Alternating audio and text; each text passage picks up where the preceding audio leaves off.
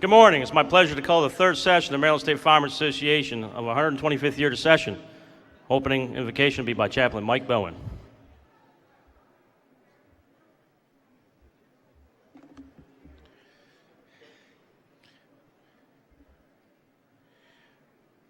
Please stand if you're able for the invocation. Let us pray.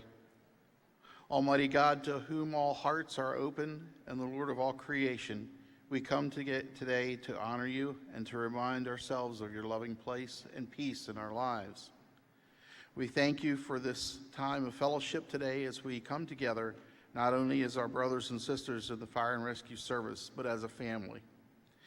Make us fearless in practicing the lives and property of our fellow man, and when we answer our final alarm, enroll us in your heavenly force, where we will be as proud to protect the throne of God as we have been to protect our MSFA, state of Maryland. In Christ Jesus' name we pray. Amen.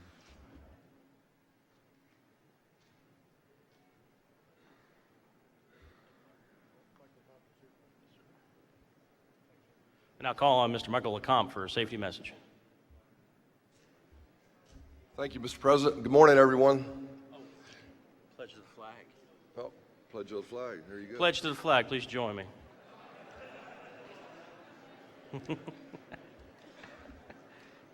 I pledge allegiance to the flag of the United States of America and to the republic for which it stands, one nation, under God, indivisible, with liberty and justice for all. Now, Mr. LeCompte. Thank you, sir. Sorry. Thank you, buddy. My man. Everyone, thank you for being here again. I just want to say that statistic-wise, in the state of Maryland and in the United States, we're still having issues. I'll give you an example. The first heart attack in America typically is at the age of 57. However, the first heart attack for firefighters as an industry, whether you're volunteer or career, is 46. We are way behind the national trends. On weight ratio, weight to height ratio, or occupation, whether you're career or volunteer, and they look at them cumulative, we are way behind. And I'm going to give you another poor statistic. You heard it last year. California and Arizona are leading it in losing weight and changing your physiology as far as heart attacks. However, Maryland, as an example, and most of the East Coast states, including our sister state of Delaware, are at the end of the trail, which means we are the most unhealthiest. We on the safety committee realize this. To see firefighters having their first heart attack at age 46 is scary. So we're doing everything we can to address it. Another issue we're seeing real quick is the tires on some of these trucks, mainly like the tankers, and where they're sitting for a large amount of time, the tires are having a malfunction. As a result, oftentimes the trucks go off the road and or turn over. So basically the NFPA standards say replace your tires every 7 years. From talking to the state police, it's worse for that vehicle to be sitting stationary, especially when the sun's coming in the firehouse window and not being moved. It's much more unsafe for the tire than it is to be driven up and down the road all day. They're built to be driven. So just keep that in mind. Go back at a 7-year increment. They should be rotated and replaced. On the physical exam issue, we still have money. It's sad to say that as of yesterday, no department in the state of Maryland has asked for this money for the SAFER grant for physical exams. We have loosened our shoestrings and allowed departments that have not paid for those physical examinations in the past, the money is there. Almost no questions asked. That's how desperate we are to get rid of this money. And as an example, you can go get a stage 3 physical that's $900 in value. So please come to one of our safety people. We'll put you on the right people with the grants section of the MSFA and try to get that done. As it relates to safety, today is the safety day if you want to take classes. We've got a 4-hour class that was formulated by MSFA on line of duty deaths It's a 4-hour class which starts at noontime. It's 4 hours of really, really in-depth what's causing our injuries to our firefighters and deaths. And we've got numerous classes on falls from elevation and being struck by vehicles and on and on and on, including the classes over on your other side. So today's a good day to have classes. Go to classes. If there's anything we can ever do for you, let us know. The safety committee is serious about trying to get our ratio of losses down. And as I've said it before, and I'll say it again, respect your life and think safety. And if you value safety, the people around you are going to value safety. Thank you. Have a good day.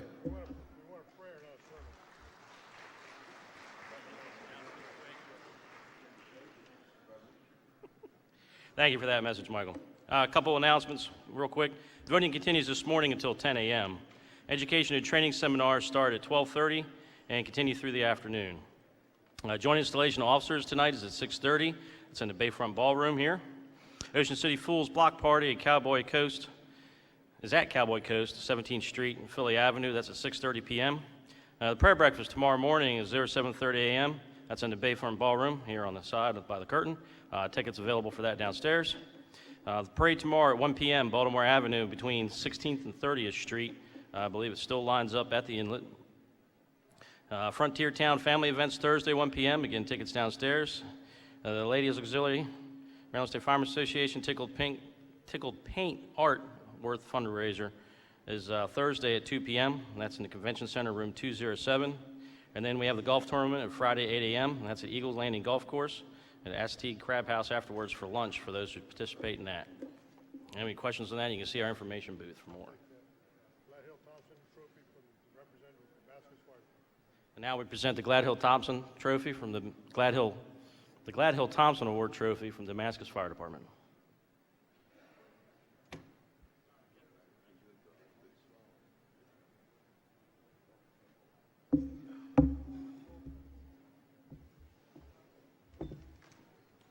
Good morning. It's an extreme honor for the representatives of the Damascus Volunteer Fire Department to be with you this morning and participate in the Glad Hill Thompson Award. About a week after Chief Thompson passed away, Mr. Gladhill came to my office with a sheet of paper, a bunch of things typed on it. And the gist of it was they were turning over the Gladhill Thompson Award representative from Damascus to me. I was to be here each year, had a list of things that was my responsibilities, and I was astonished because I know what this award meant to them. With that, I'd like to call the 2016 Gladhill Thompson Award winner forward for his trophy, Dave Lewis from Odenton.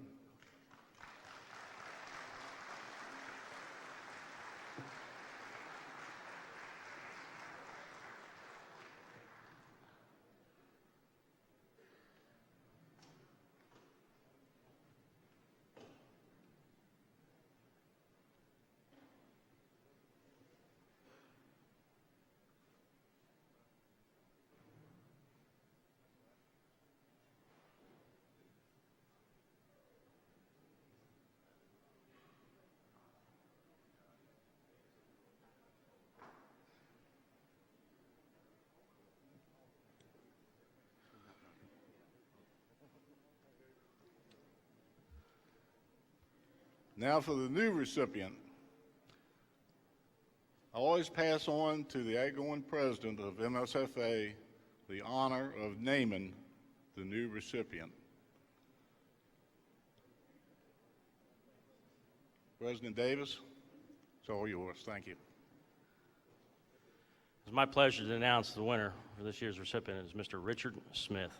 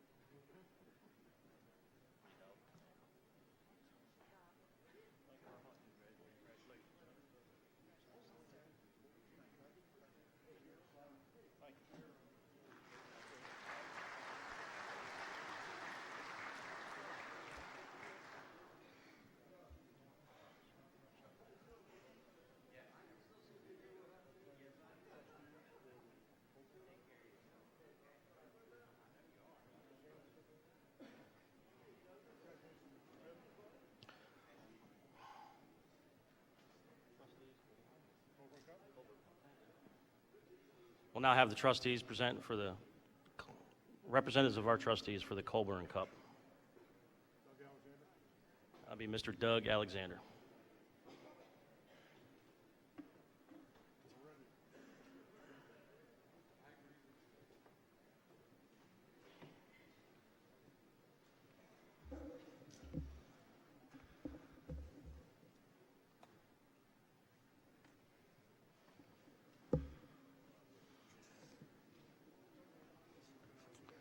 Good morning. On behalf of the Board of Trustees, we welcome everybody here this morning for the presentation of the Colburn Cup. I have with me today representatives from the Princess Anne Volunteer Fire Department. They are the sponsors of this particular award. Let me give you a little bit of history on the award. The Colburn Cup is named in honor of past President George W. Colburn, Jr. Dr. Colburn served the MSFA as president in 1931 to 32 and had also served on many committees of the association and as chairman of the executive committee from 1930 to 31. At the 40th annual convention in Frostburg in June of 1932, the Colburn Silver Cup was presented to the MSFA by retiring President Colburn. The award was to be presented in line of succession from year to year to a firefighter in our organization for an outstanding act of heroism or from some act for the good of the association. The qualifications and awards to be made by the Board of Trustees, who shall also act as the judges. This cup is to be presented at the annual convention of the MSFA with appropriate ceremony. That's why we're here today.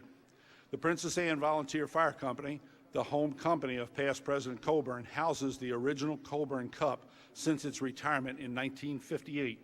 They now provide the Colburn Cup each year, which the recipient will keep. This year we had two nominees.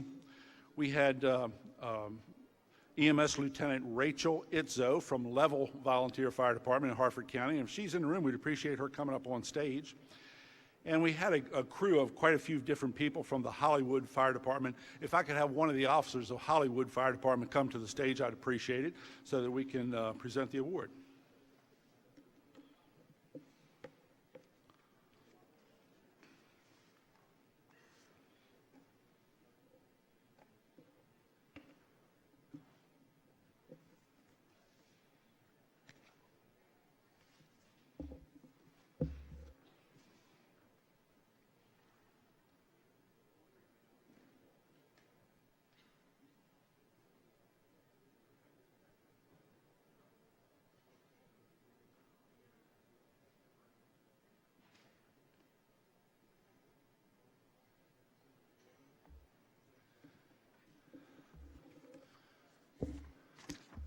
I'd like to read a little bit of the background of the winner.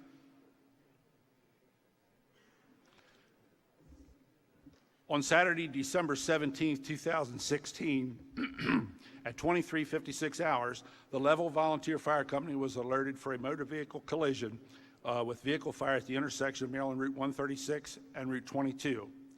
Moments before the alert, firefighter EMT Rachel Itzo was walking into her nearby home and heard the crash, followed by screams for help. She and a friend, Greg Frost, immediately ran approximately 300 feet to the scene and assessed the dire situation. There they found two critically injured victims inside the burning vehicle. Without hesitation, firefighter Itzo made the immediate decision to pull both victims from the burning vehicle. With the assistance of Mr. Frost, a former Marine and Eagle Scout, they pried the doors open and pulled both victims to safety. Just seconds after the victims were pulled from the wreckage, the vehicle was fully engulfed in flames. It's my pleasure to present the Colburn Cup from the Princess Anne Volunteer Fire Company to EMS Lieutenant Rachel Itzo of the Level Volunteer Fire Department.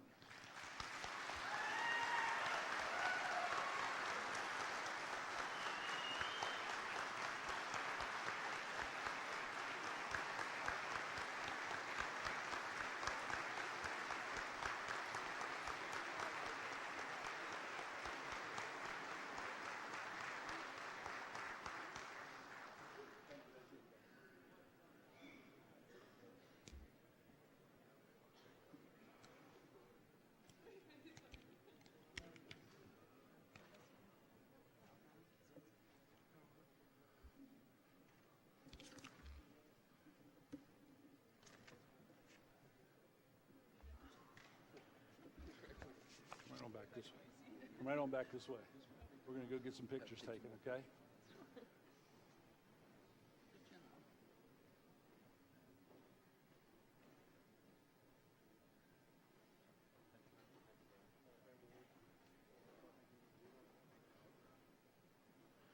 We'll now present the Hall of Fame Awards. Mr. Dan Carpenter to present them.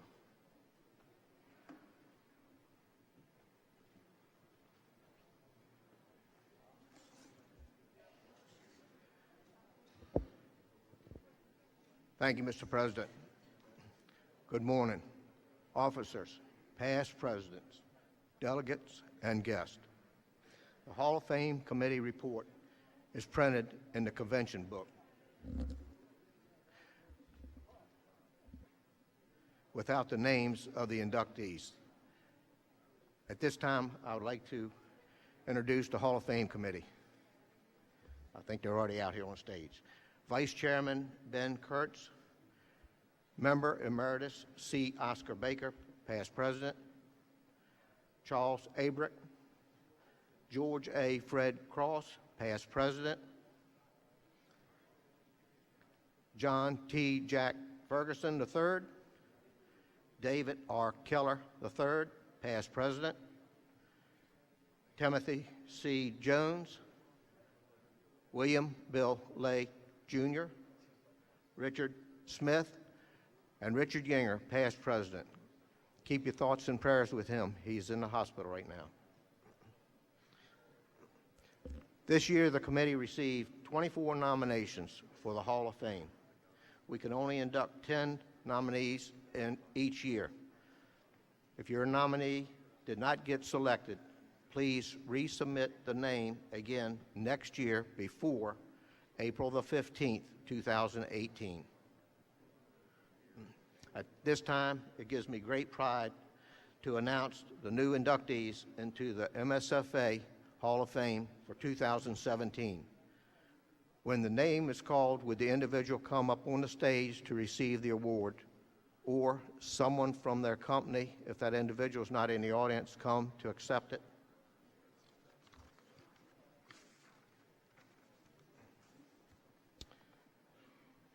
Jean Aaron Herlock, Volunteer Fire Company.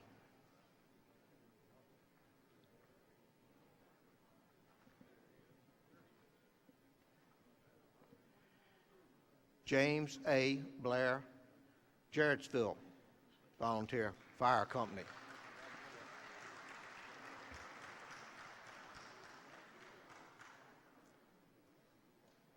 Eric N. Bernard, Rockville, Volunteer Fire Department.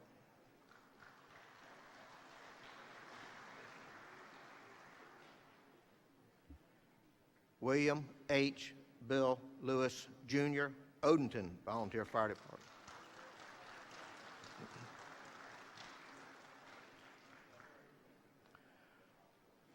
Brian Lohman, Williamsport, Volunteer Fire and EMS Company.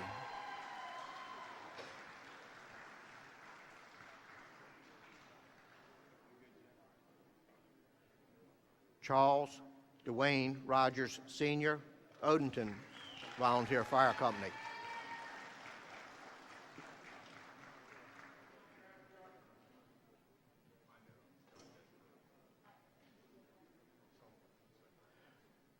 Russell J. Strickland, Singley, Volunteer Fire Company.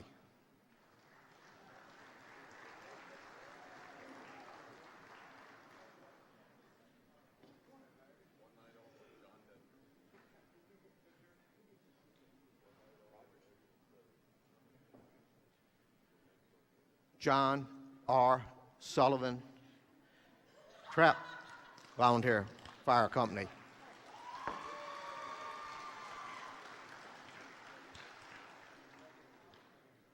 John E. Wathen, Jr., Ridge, Volunteer Fire Department.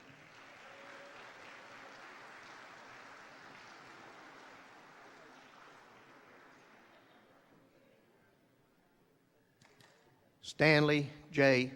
Williams, Jr., Hollywood Volunteer Rescue Squad.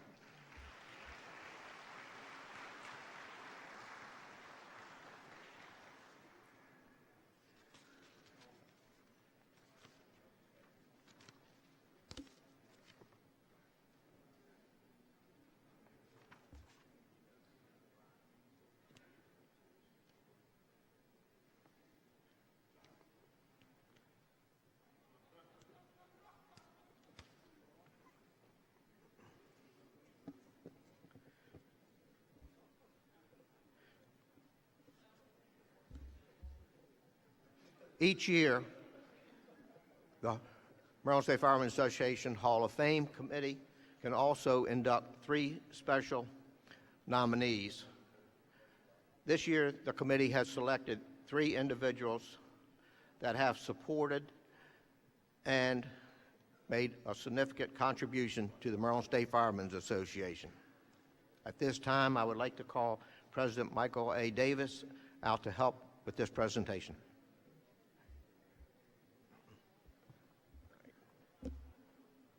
I'll read them. You can just stand over here. They should have the award thing.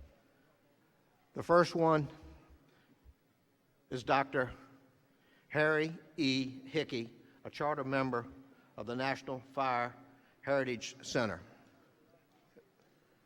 I think his daughter is here.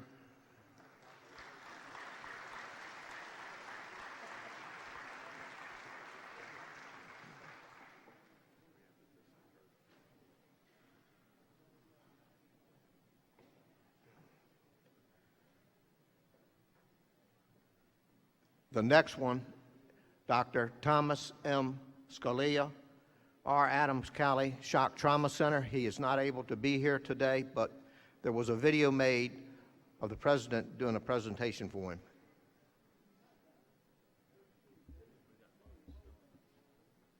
Obviously, we're videoing this because you're going to be on vacation. We're going to be at the beach doing this for you.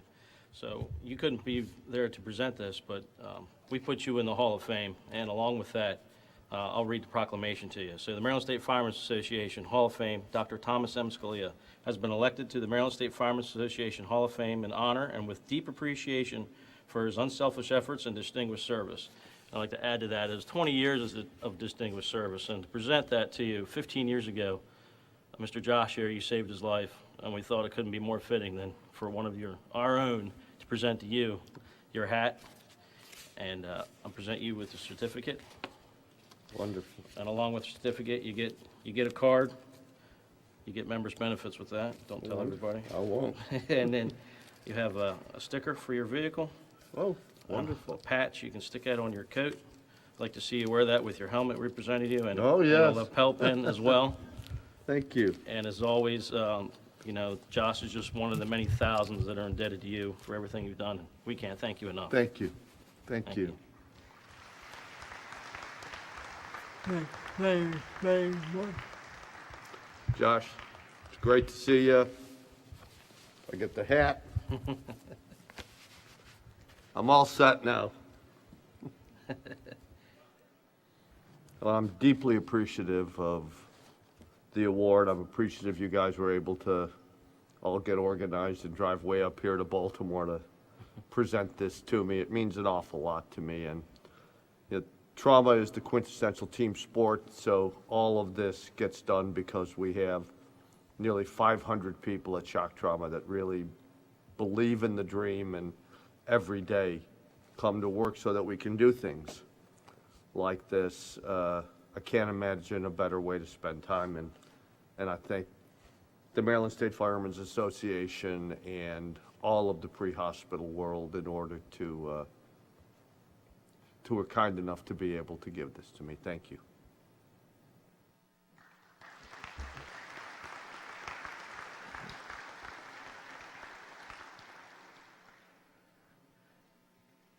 And the third inductee in the Special Hall of Fame,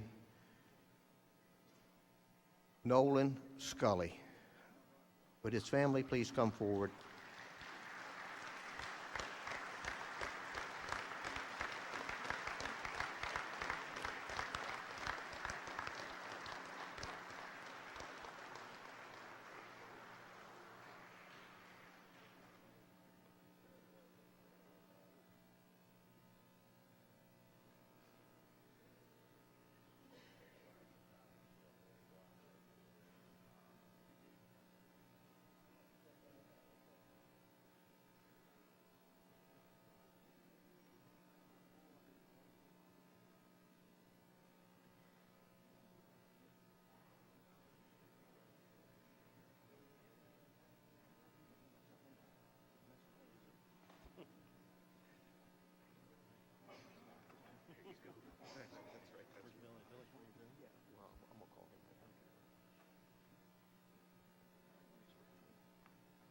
going to try to get through this. It's going to be tough.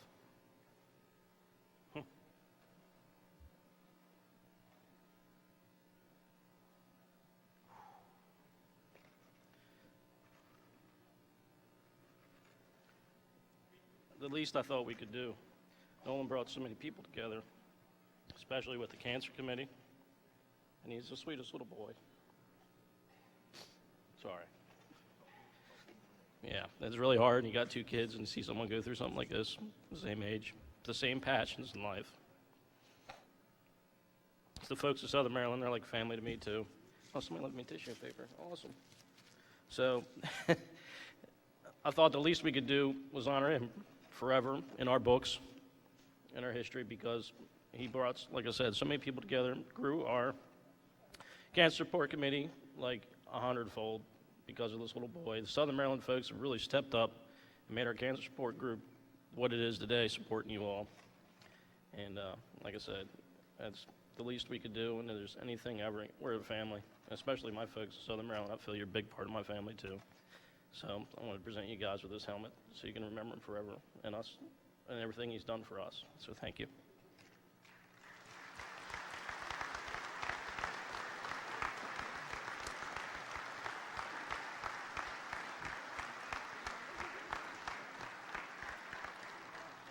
And I have one more presentation for the Scully family. Would the president of the Hollywood Volunteer Fire Department, William Bill Mattingly, come forward?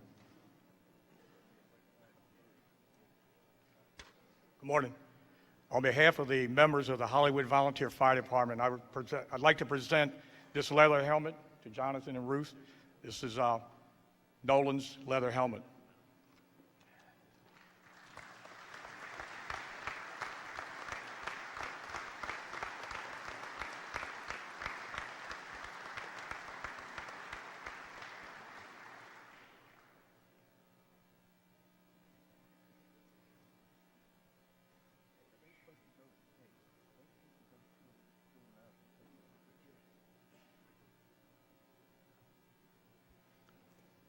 All right, I thank you.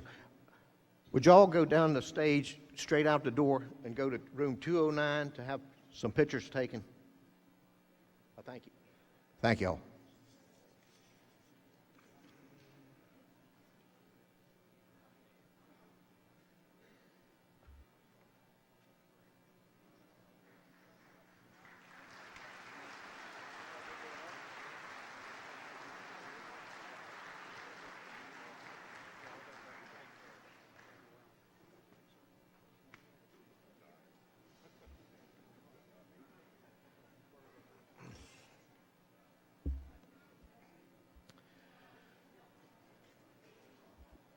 The MSFA Hall of Fame Committee also has the responsibility for selecting an individual for the Marbury F. Gates Service Cup Award. The Marbury F. Gates Service Cup is awarded to an individual to have at least 50 years of continuous and faithful years of service to the organization within the Maryland State Firemen's Association. This year, the committee received 21 nominees for a total of 1,145 years of service. Each individual will receive a governor's citation, a MSFA plaque, the first year nominated, and any sequential years nominated, a certificate from the Maryland State Firemen's Association. When your name is called, would you please come up and line up in front of the stage? Or if the individual is not in the audience, would somebody from their company come up to accept it?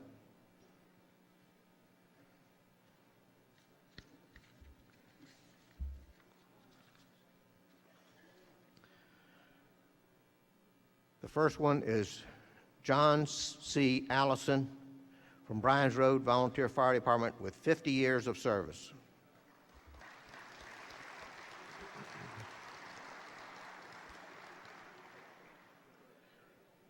Clarence Smiley White, Citizens Truck Company, number 4, 51 years of service.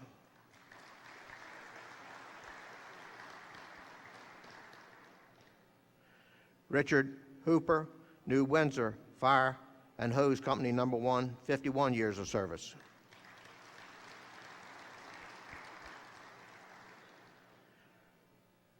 Richard Dell, Manchester Fire Engine and Hose Ladder Company Number 1, 50 years of service.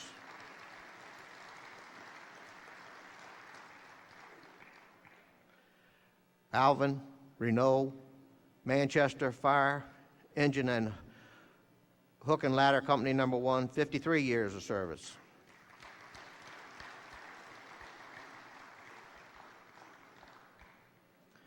Daniel J. Stevens, Waldorf Volunteer Fire Department, 50 years of service.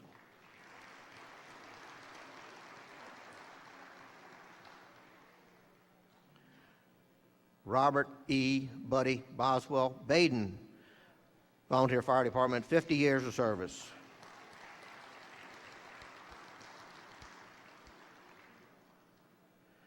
Albert W. Reese, Baden Volunteer Fire Department, 62 years of service.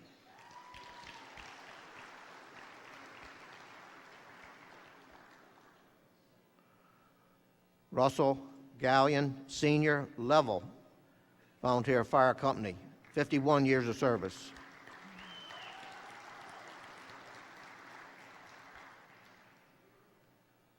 Clarence Ross, Jr., Level Volunteer Fire Company, 50 years of service.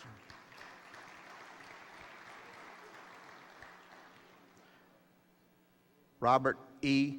Johnson, Mechanicsville Volunteer Fire Department, 50 years of service.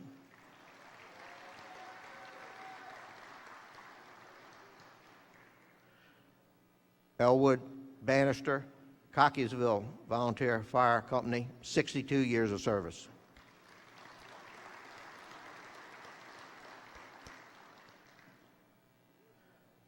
Douglas Elmer, Northeast Fire Company, 50 years of service.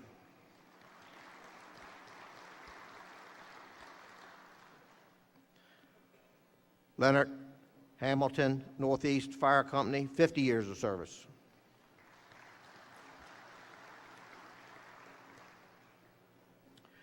William Bill Lay, Sr., Joppa Magnolia Volunteer Fire Company, 51 years of service.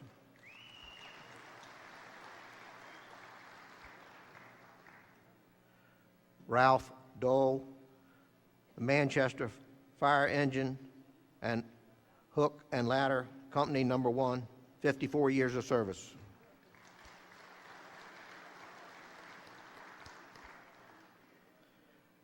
Emory Elwood A. Light, Hereford Volunteer Fire Company, 75 years of service.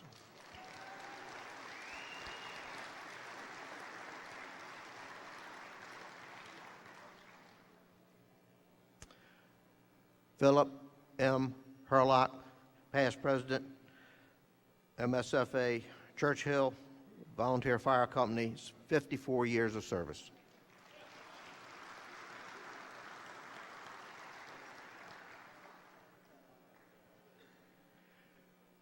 James E. Jarbo, Tacoma Park Volunteer Fire Department, 60 years of service.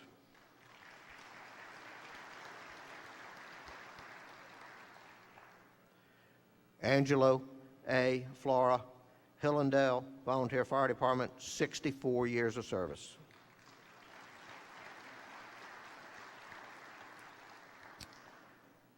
Edward T. Klopper, Funkstown Volunteer Fire Company, 75 years of service.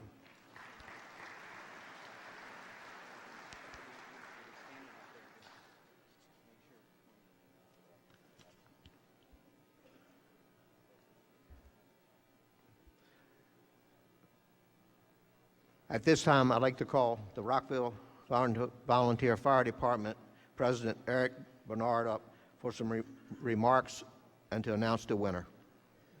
Thank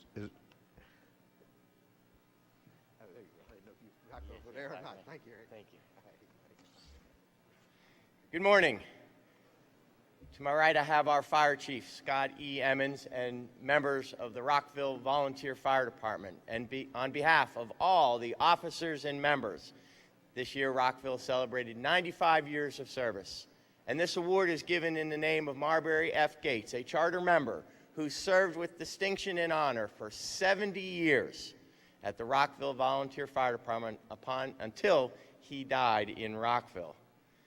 Before you are very distinguished members of the Fire and Rescue Service representing over 1,000 years of service. To even be nominated in Marbury's name, you need to have a minimum of 50 years of service. That means each member joined on or before 1967, when the cost of living in the United States had risen by 2.78%.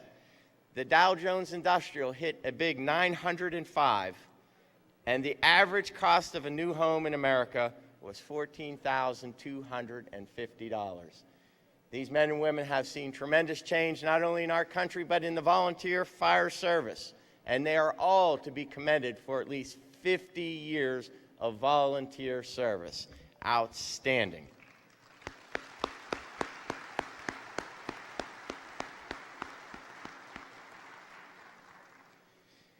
Today we are going to present the winner with their own trophy and the Marbury F. Gates trophy to sit at their member company for the year. The fire chief will present them a certificate from the governor and a medal for their uniform. And we are pleased to announce the 2017 winner of the Marbury F. Gates Service Cup Award is Daniel J. Stevens.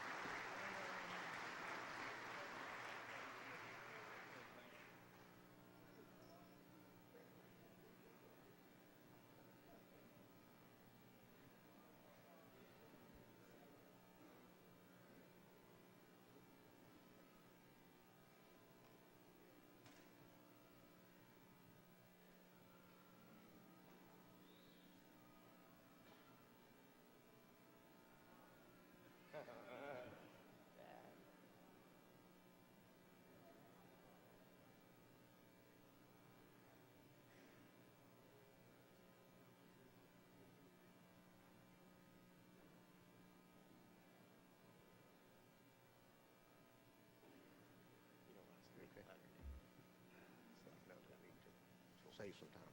Did Dan want to make any remarks? Did you want to make any remarks? It's totally optional.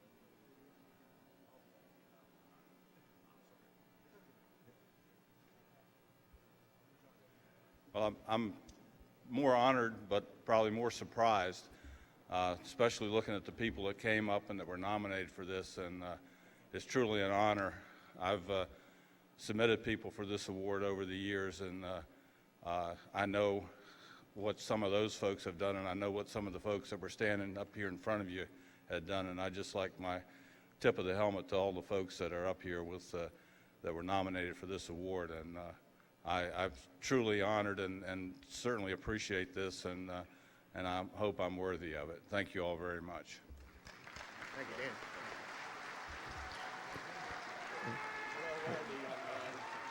Dan. Thank you.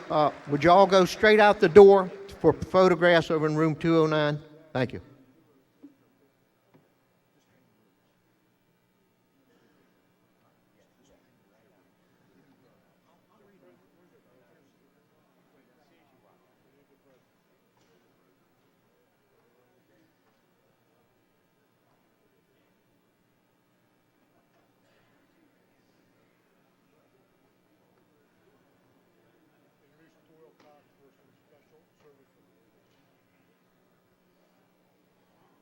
Thank you, gentlemen. Congratulations on your awards.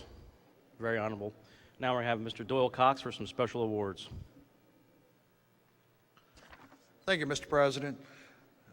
As many of you know, over the years, we've been requesting you go online and submit the special recognition for individuals that are at least 90 years of age and still active, mostly in the administrative areas.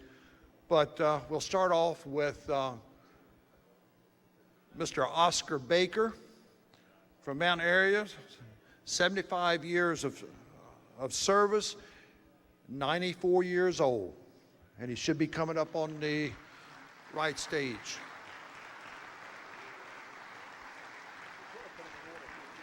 I thought they were.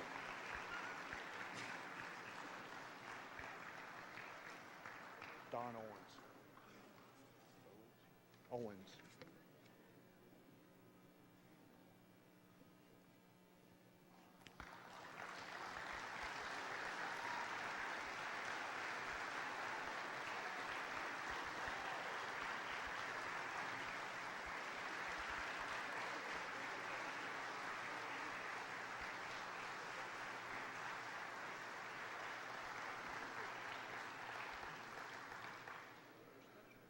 Mr. Donald Owens, 74 years of service, 90 years of age.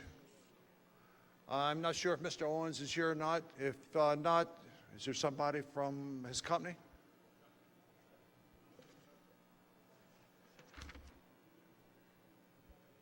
Betterton? Here comes Buddy up.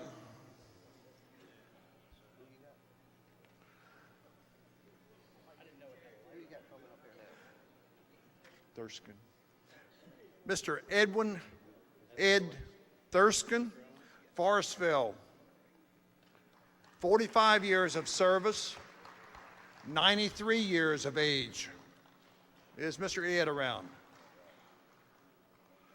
Somebody from Forestville? Miss Elsie Loger, 52 years of service, 90 years of age.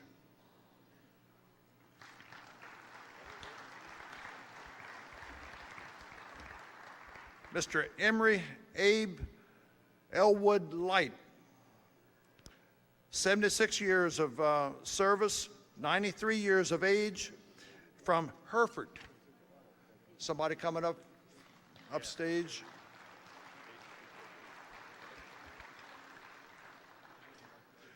Mr. Fritz Insel, Forestville, 73 years of service, 90 years of age.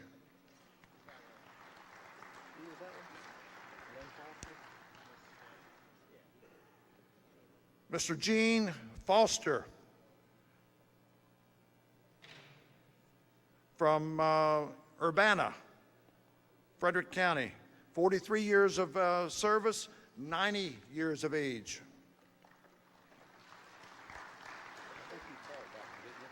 Mr. Glenn Burkert, Urbana, 44 years of service, 100 years of age.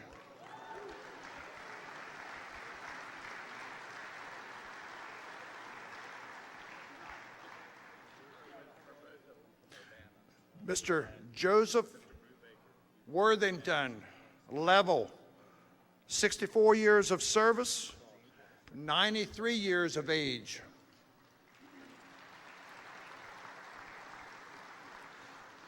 Mr. Robert Jansen, Level, 50 years of service, 92 years of age.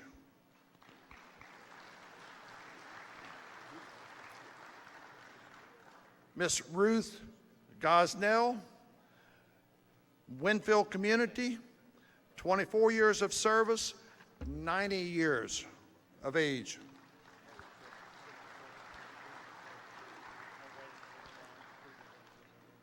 Mr. Vernon D. Horseman, Sr., Prince Frederick, 75 years of service, 90 years of age.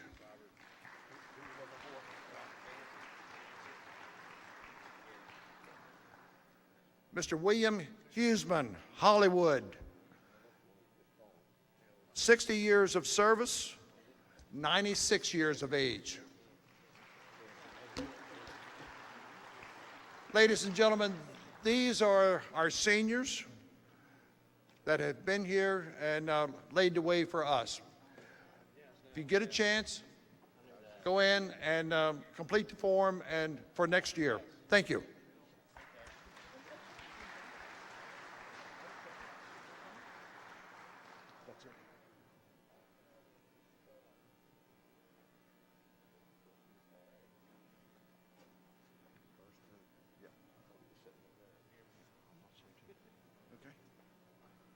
Thank you.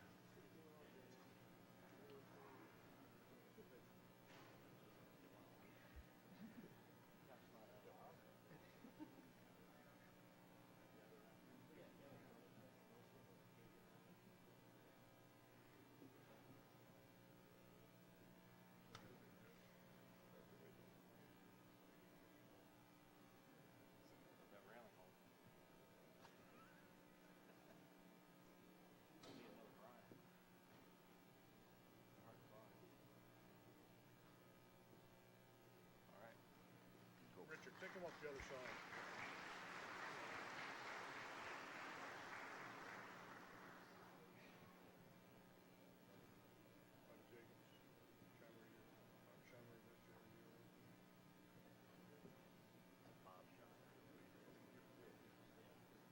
We'll call out now past President Bobby Jacobs for the Bob Scheimer Administrator Award.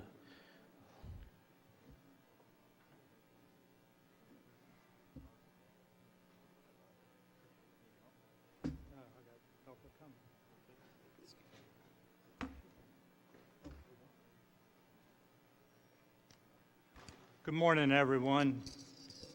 First of all, I'd like to acknowledge our committee members, Danny Davis, Joe Robinson, Roger Steger, Phil Herlock, and myself. Phil, I think you're, there he is. Okay, good. I'd like to read the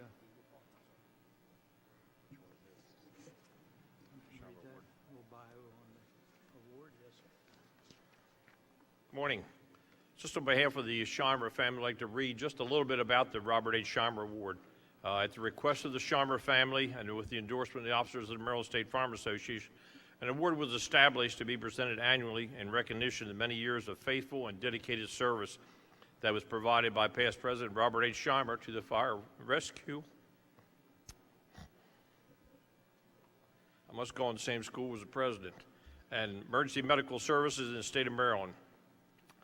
This prestigious award will recognize an individual for their achievements, activities, and administrative positions that they have held within their own community, county, and state.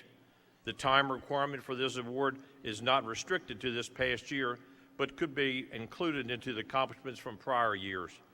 The intention of the award is to honor past President Robert H. Scheimer for his 37 years of continuous service to the state of Maryland for the many different roles and responsibilities he held in his career. This award is a tribute to him for the deserved recognition that he earned as a member of the emergency services in the state of Maryland. His passion for the emergency services touched every one of us, and his presence is surely missed. At this time, past President Danny Davis will announce this year's recipient for the Robert H. Scheimer Administrator of the Year Award. Yes, sir. This year's winner is Craig B. Harmon from Odenton.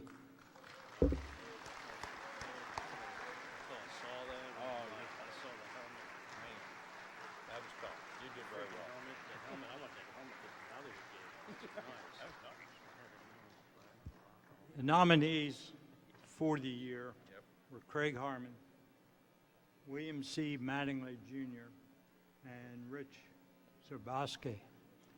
If those gentlemen, other than Craig, are in the hall, please come forward for a certificate. Thank you.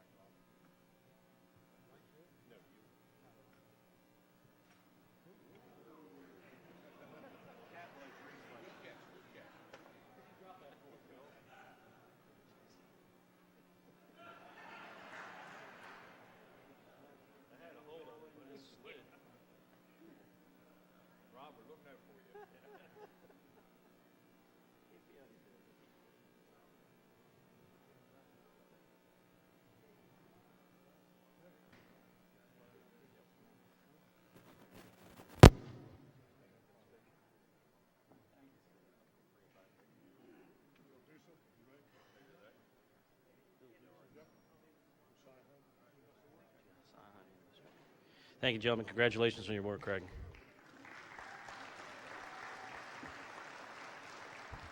We'll now have Mr. Bill Dusa for the Josiah Hunt EMS Award.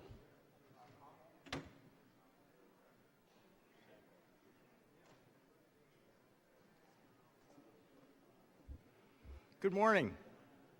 The annual report of the EMS committee is on page 73 of the document for this year's convention. First of all, I'd like to thank the EMS committee for all the work that they did, and any members of the EMS committee that would like to come up and help present the award, I'd like to have them up here with us. It's been a challenging year, I think, as most of you know, with the EMT testing, as well as 6 other initiatives that we've been working on. So it's been a good year, and I'd like to again thank all of the members of the committee for their hard work. The Josiah Hunt Award is presented in honor of Dr. Josiah A. Hunt, who was a physician in northern Harford County. He trained with us tremendously.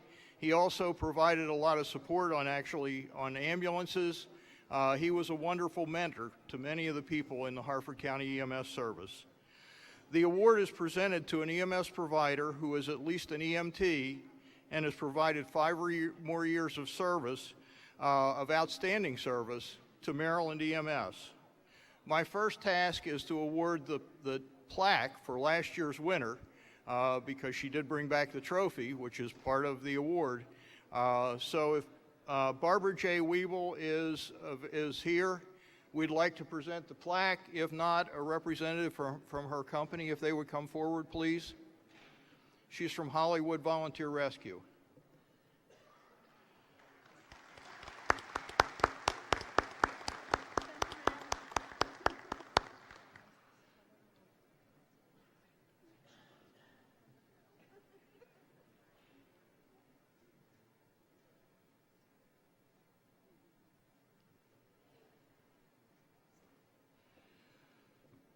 We had 6 really well-qualified candidates this year. The awards committee, which was a subcommittee of the EMS committee, had a really difficult time selecting a winner. In fact, it was the closest voting in my 7 years as EMS chair. It was a really difficult job. However, we did select a winner. We're going to recognize the following nominees with a certificate. If they or a representative will please come forward, we have certificates for them. George Alfaro of the Tacoma Park Volunteer Fire Department.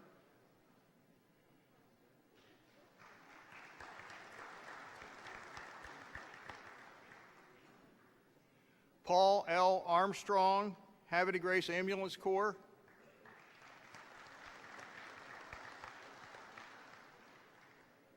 Ronald Kiefhofer, Jr., Middleton Volunteer Fire Company.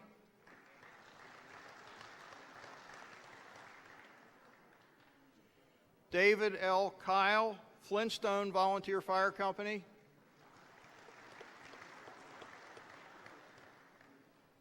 And David Ruby of the Hampstead Volunteer Fire Company.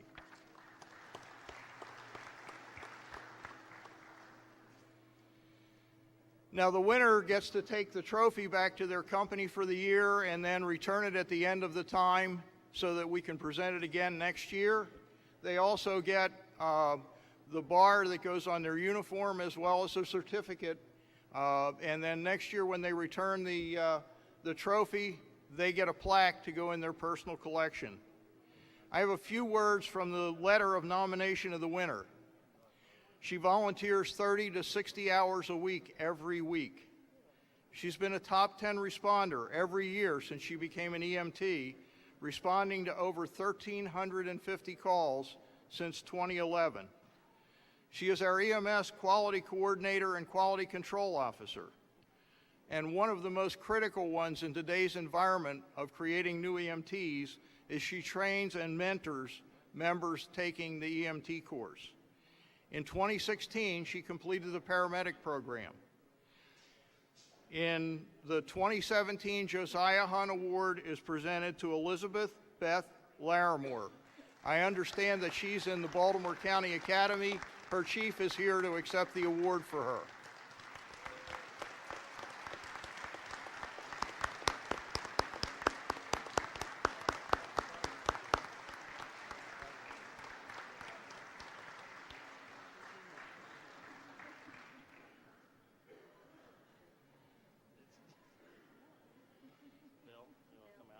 Oh.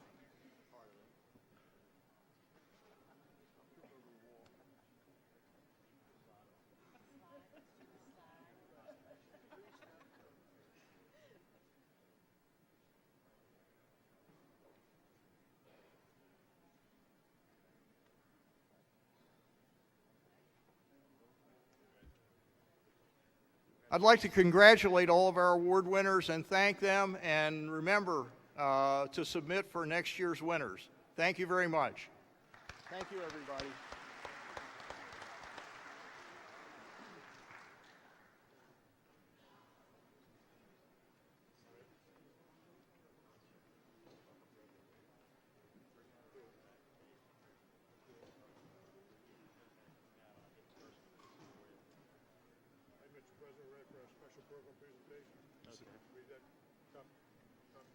Okay. Thank you. Congratulations to our award winners. Quick note, side note, I started in admin, and Bill and Linda are still there. They were there when I started. Not that I'm that old, but that was 23 years ago. And they were my mentors back then, and they still keep doing it, and I'm very appreciative for them. They're definitely dedicated to EMS, and it shows. So next, our main program presentation from the Firefighter Cancer Support Network, presented by Ms. Donna Luce McDonald. She's the Vice President of East Region 1, the State Director and Cancer Survivor. The Firefighter Cancer Support Network, which is the FCSN, is a nonprofit organization that helps firefighters and their families when diagnosed with cancer. FCSN has a mentor program made up of firefighters that are cancer survivors and an awareness and education program. The educational presentation is taught through personal experience and mistakes, the carcinogens firefighters are exposed to, the routes of these exposures, and how to protect and prevent further exposures. These presentations point firefighters in the right direction to set up policies and fight for presumptive laws. Firefighters are 3 times as likely to be diagnosed with cancer. It's time to make the necessary changes and lower those numbers. I'm here to present.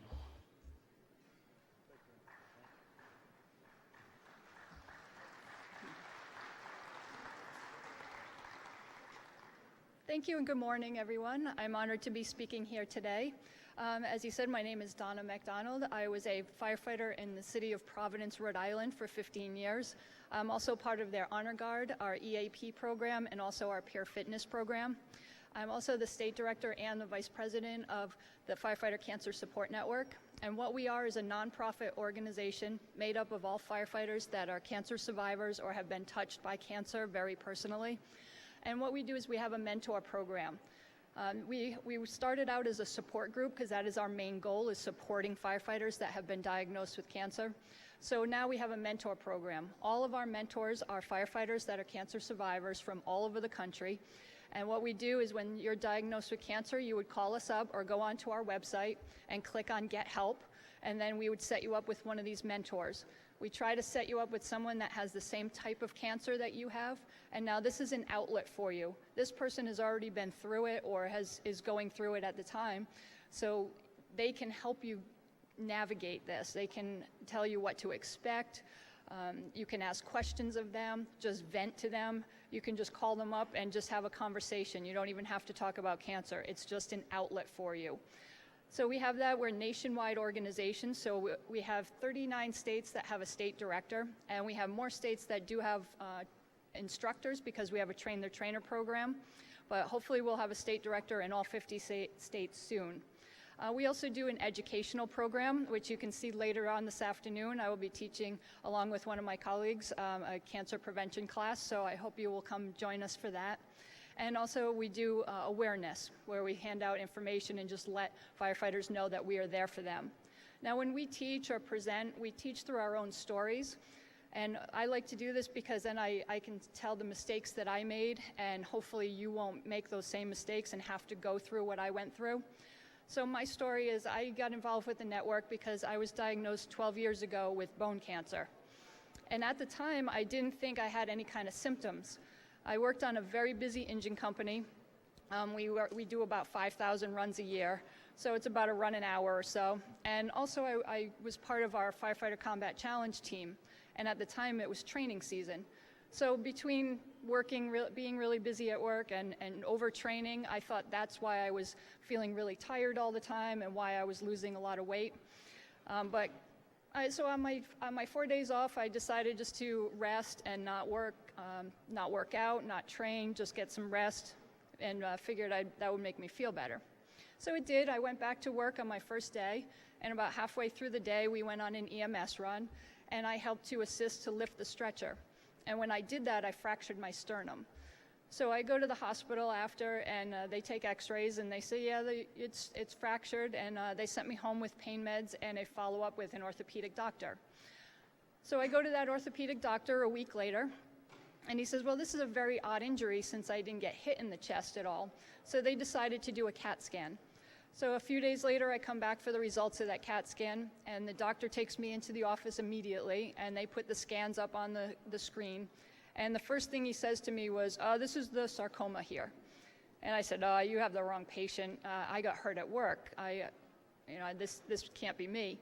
And he says, well, that's why your sternum fractured, because the tumor had grown to such a large extent that just putting that little bit of pressure on it, fractured right through.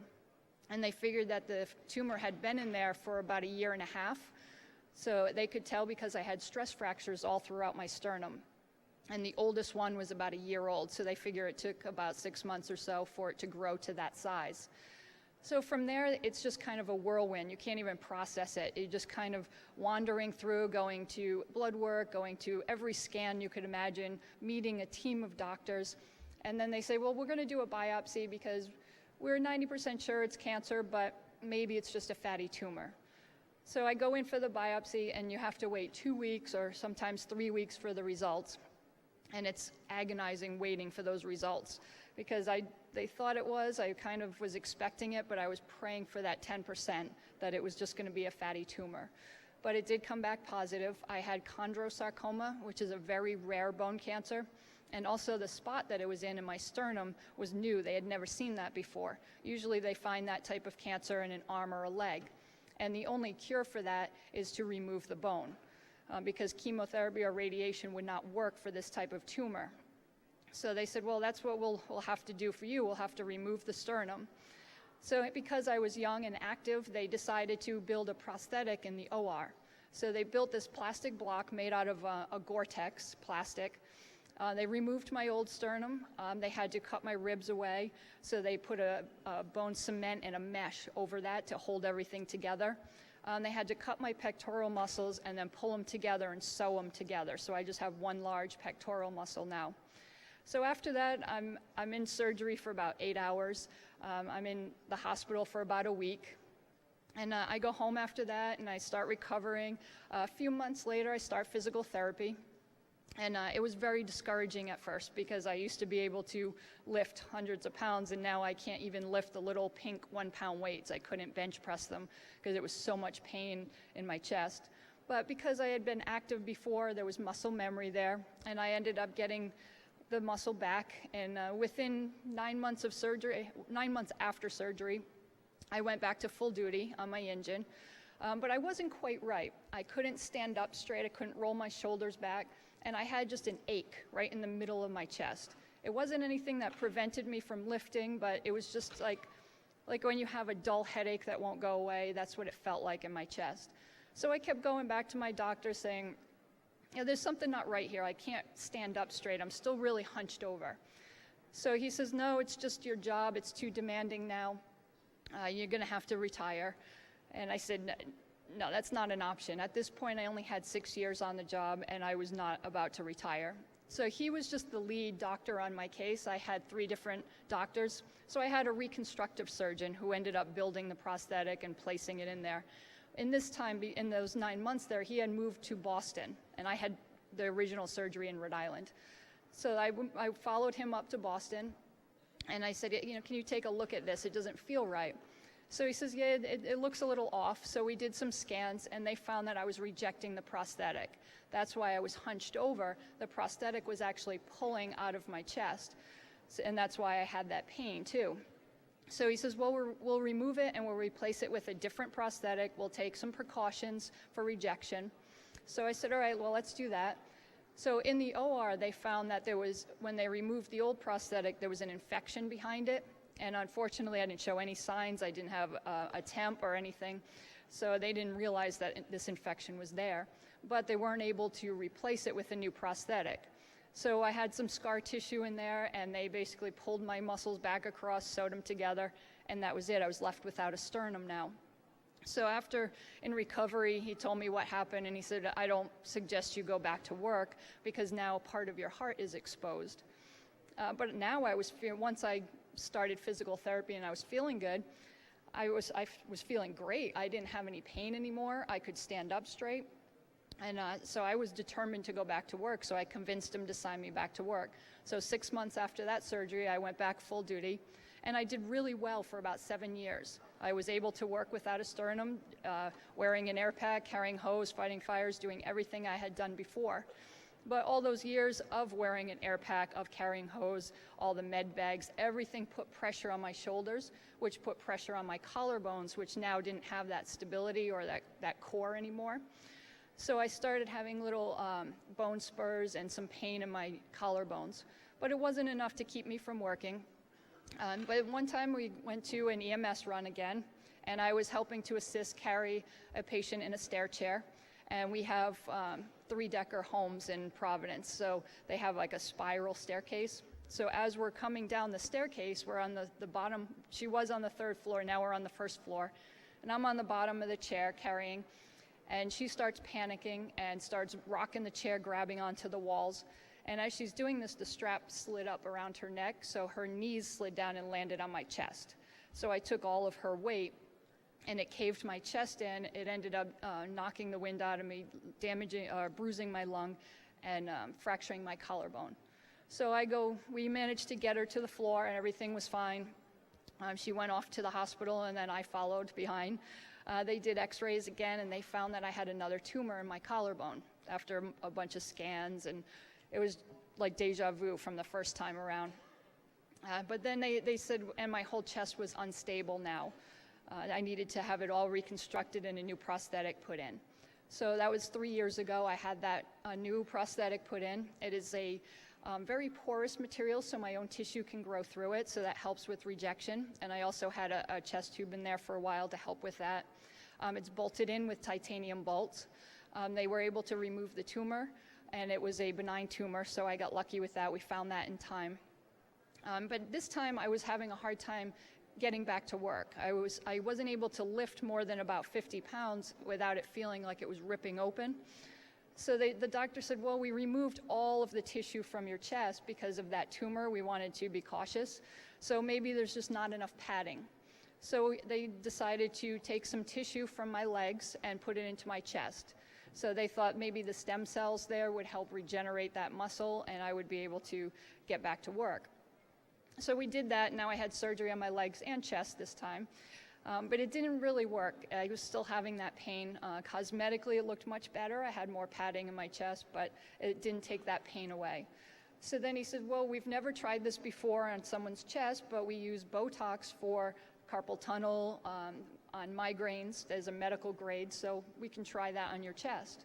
So at this point, I was getting desperate to get back to work, so I agreed to try Botox. So they put 26 injections all throughout my chest. And that did help. I was able to get back into the gym, work out, be able to lift more than 50 pounds without pain. So I ended up going back to work. About 9 months down the road, I started to have pain again. So I went back up to the doctor on my days off, and they said, well, let's try some cortisone shots into my collarbones, because that's where I was really having that pain, where all the bone spurs were, and the new prosthetic is bolted in. So they did cortisone. And that felt great. I went back to work. I didn't have pain. And then that would wear off within a few months, so I'd go back again on my days off. By the third time that I did this, the doctor said, we can't do this anymore. We can't give you any more cortisone. It's going to actually do more damage than it's going to help. It'll end up damaging the muscle and the bone. So he cut me off, said, that's it. If it's not healed, it's not going to. And it was 2 years after surgery by this point. So I had to make a decision there. And the cancer damaged my immune system. So now my immune system thinks I'm sick all the time, or my body thinks I'm sick all the time. So it's constantly fighting me. So I always feel like I have the flu. And then also I started growing tumors on my wrist. I had one removed 2 years ago, another one removed last year, and then just 3 weeks ago today, I had a third one removed. So I'm still waiting on the results of that. Hopefully I'll have the biopsy results next week and it'll be nothing. But there's still a little bit of anxiety there on that. So between that and the pain in my chest, I was forced to retire, which was very difficult. This was a little over a year ago. I was forced to retire, and it hit me really hard because I had worked so hard to stay on the job. I kept fighting and going through these surgeries so I would be able to continue working, and I wasn't able to. And then going through all this cancer, I expected pain of surgery. I expected recovery time and getting back into the gym and physical therapy. I understood all of that. What I didn't anticipate was the emotional and mental pain that you go through. I went after the second surgery when everything was great and I was feeling good. I had no pain and I was back to work and everything was great. That's when it all hit me, and I went through a depression after that. And I couldn't understand why. I was angry, and then I would be upset with myself and feel guilty for feeling angry because I'm actually feeling good and I'm back to work, so I couldn't understand why I was angry. And then I would be at work just smiling, saying everything's great, and then I'd go home and cry all night, and I couldn't understand why this was happening. So finally I ended up talking to someone about it, and they said, well, your body is kind of catching up, your brain is kind of catching up to what your body went through. Before I was going through surgeries and scans and doctor's appointments, and I just didn't have time to process any of that. And then when all the dust settled, that's when I ended up processing it. And it was at the weirdest time. But then I got through that, and I was doing really well, and then I started feeling it again when I was going through that retirement. Because you're a firefighter, you're supposed to be in control and in charge all the time, and now all of a sudden you're the patient and you're on the other side, and that's hard to deal with a lot of times. And also going through retirement, it was the same thing. That was my identity for 15 years. I worked the job, and that's what I was, that's who I was, and now I felt a little lost, like, where do I go from here?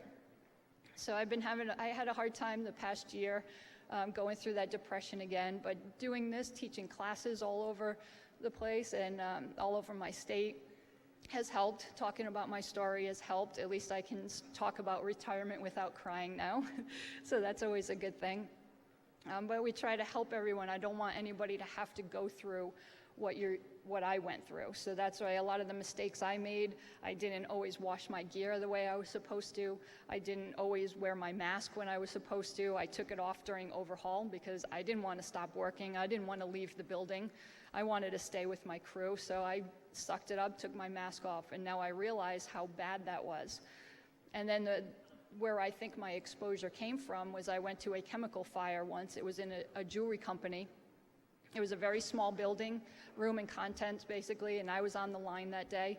I was wearing full gear except for a hood. We did not wear hoods in Providence for the longest time. We had the thinking that you needed to feel the heat on your ears, so they didn't believe in wearing a hood. So we do wear them now. About 5 years ago, we started wearing them, but 12 years ago, we weren't wearing them. But anyway, I was wearing my full gear, mask, everything. After that fire, a little while later, we went on a few other runs, and I broke out in a rash all on my neck and chest. It was big red welts all over. So I went back to the station, washed up, changed my clothes. The next day, I came in. The rash went away by the end of the day. The next day, I came in. I put my gear on again for a box alarm, and a little while later, I broke out in that same rash. And then a year and a half after that, I was diagnosed with cancer right in that area. At the time, I didn't put two and two together. I didn't think about that until later, once I was back to work and started thinking, I wonder, what gave me this cancer. So I remembered this fire where I had that immediate reaction.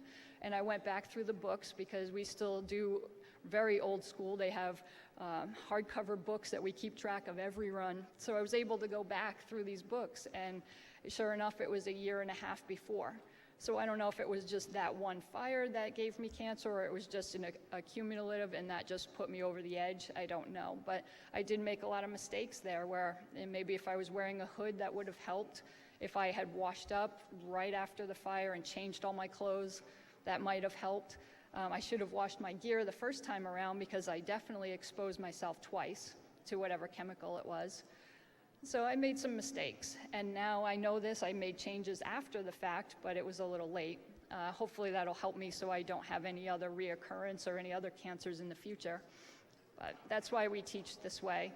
So hopefully I can prevent someone else coming on the job from not doing that mistake, or having people that have been on the job for a long time be a role model to the younger ones coming on.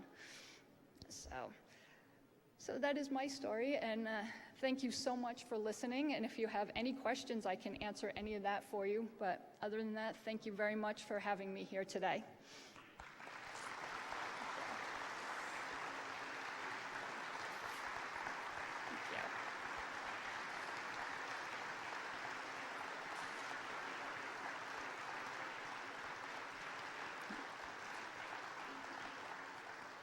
Thank you very much.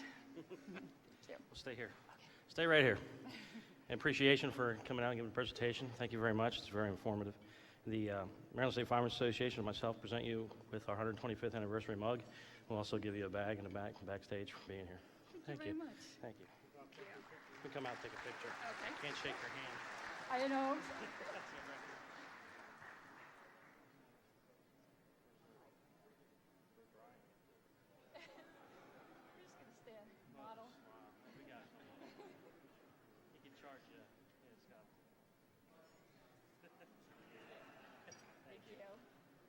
Exchange that for a bag in the back. Here, we'll help you. Look at that. They'll help you.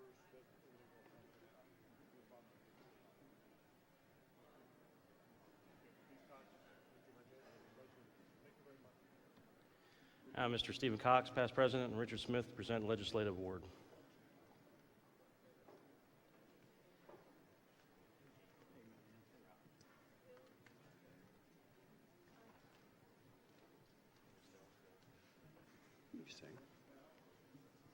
Thank you, Mr. President.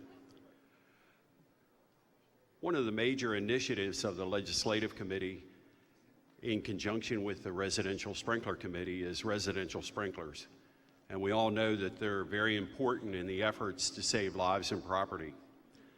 Today, we want to recognize 3 jurisdictions that stepped out and implemented initiatives to encourage citizens to install residential sprinklers.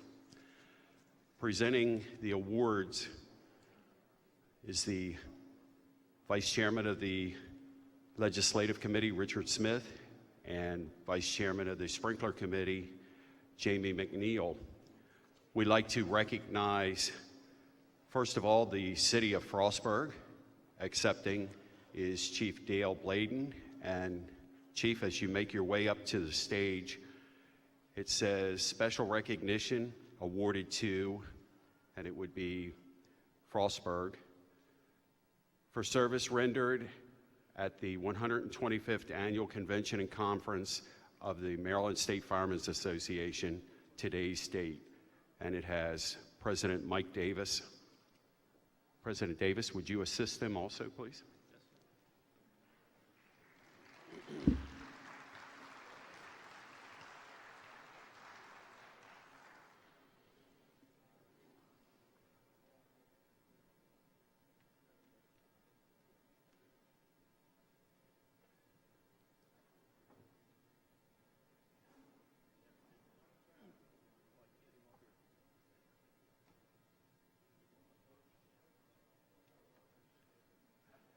And if you'll remain on stage, please.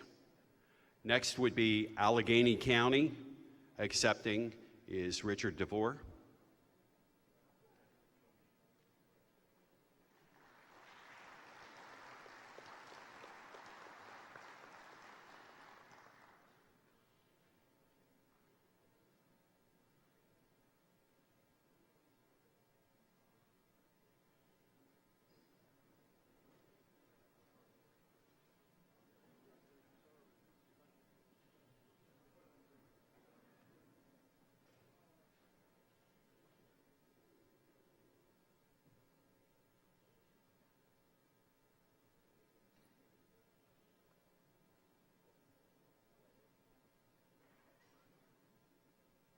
And the third would be Dorchester County.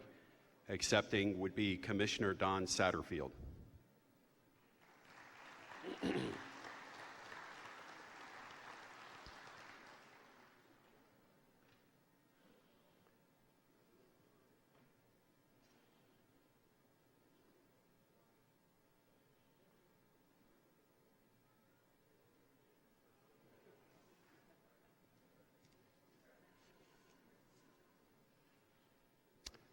On behalf of the Legislative Committee and the Residential Sprinkler Committee, we want to thank each of you for your efforts and stepping out, implementing initiatives to help the citizens, and we also use that in Annapolis, and thank you very much. Let's give them another round of applause.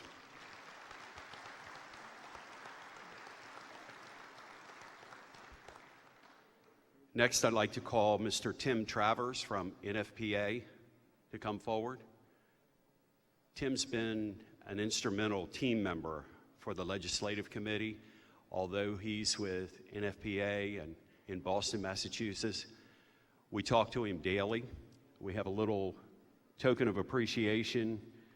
Tim, if you would open it and show the audience, please.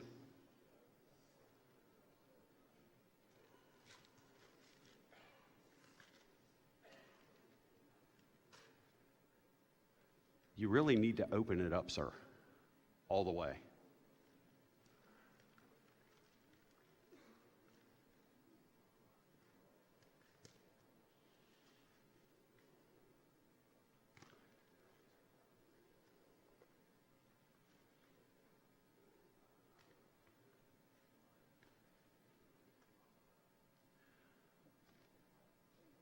We wanted to make sure, although you're in Boston, that we know your heart's in Maryland.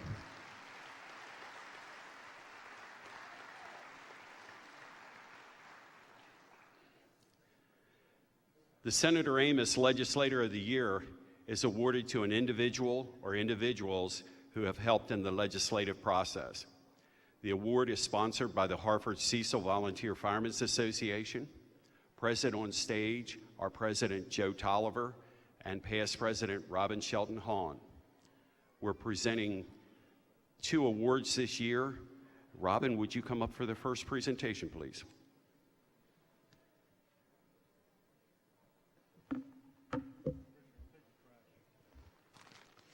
Good morning. It is our honor to represent the Hartford Cecil Volunteer Firemen's Association today to make these presentations.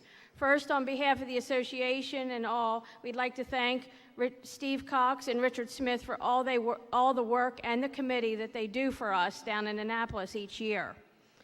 The Senator William H. Amos Memorial Legislative Award.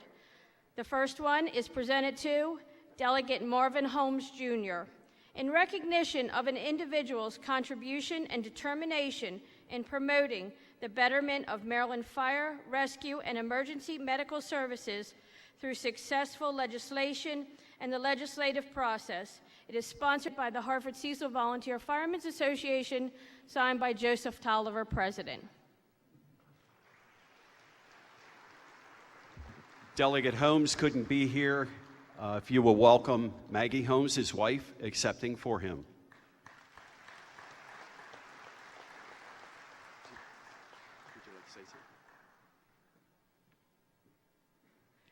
Good morning. It's a pleasure to be with you this morning. Delegate Marvin Holmes, my husband, he wasn't able to be here, but he thought that this was a very, very significant and important moment for not only him, but for the Maryland Firefighters Association. So on behalf of Marvin, I accept this award. Thank you.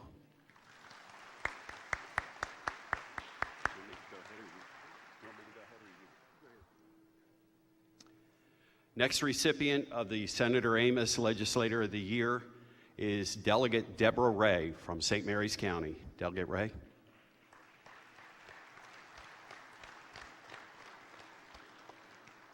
As she's making her way up, she was very instrumental in assisting us. We had a significant piece of legislation, House Bill 1380, and she did her homework. Prior to our testimony, she was bringing out points of our testimony to the committee, and we certainly appreciate her efforts.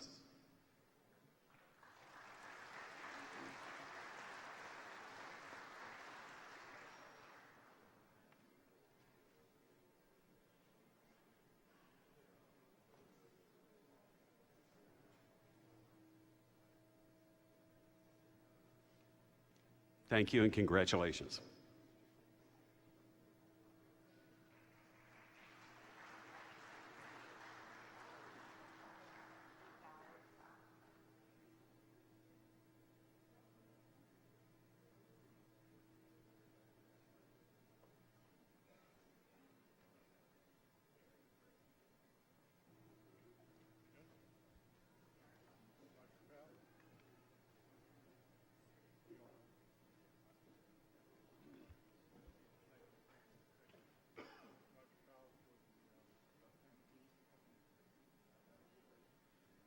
I pass President Roger Powell for the MKey Award.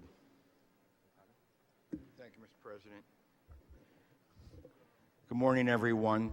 I'm here today, this morning, to present the MKey Award to recognize the best junior or cadet company in the state based upon the those who entered. We don't know that everyone who has a junior or cadet company has actually entered, but we certainly urge all companies that do have a junior or cadet company to take a look at the proceedings book and convention book and look at the award and work on making sure that you enter your company, your junior or your cadet company next year, because as you know, the lifeblood of the fire service is recruitment and retention, and one of the best ways to recruit and retain is to have a junior fire company and have the youngsters graduate into at age 16 or 18 into the company and stay, as opposed to trying to recruit from outside without any background basis. Last year, the winner was the Williamsport Junior Volunteer Fire Company. If there's a representative from them here this morning, I'd like to present the permanent trophy to Williamsport.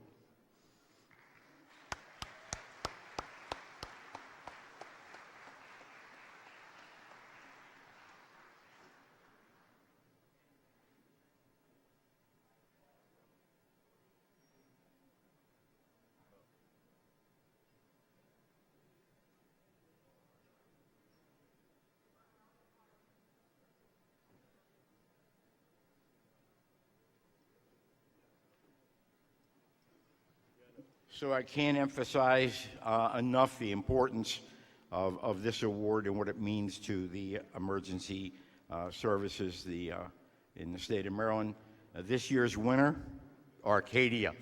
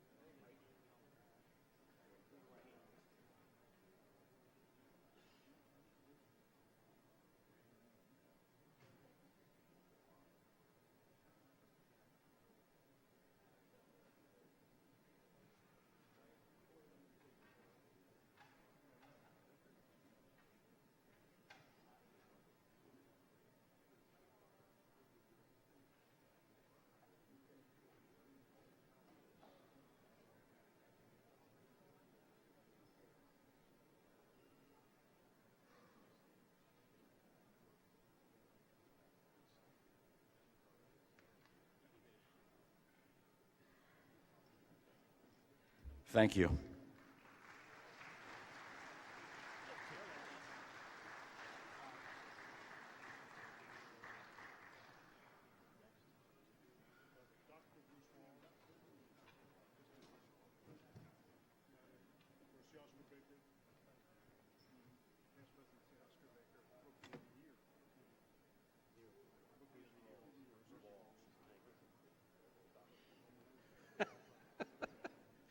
We have the president, Bruce Walls, for the C. Oscar Baker Rookie of the Year Award.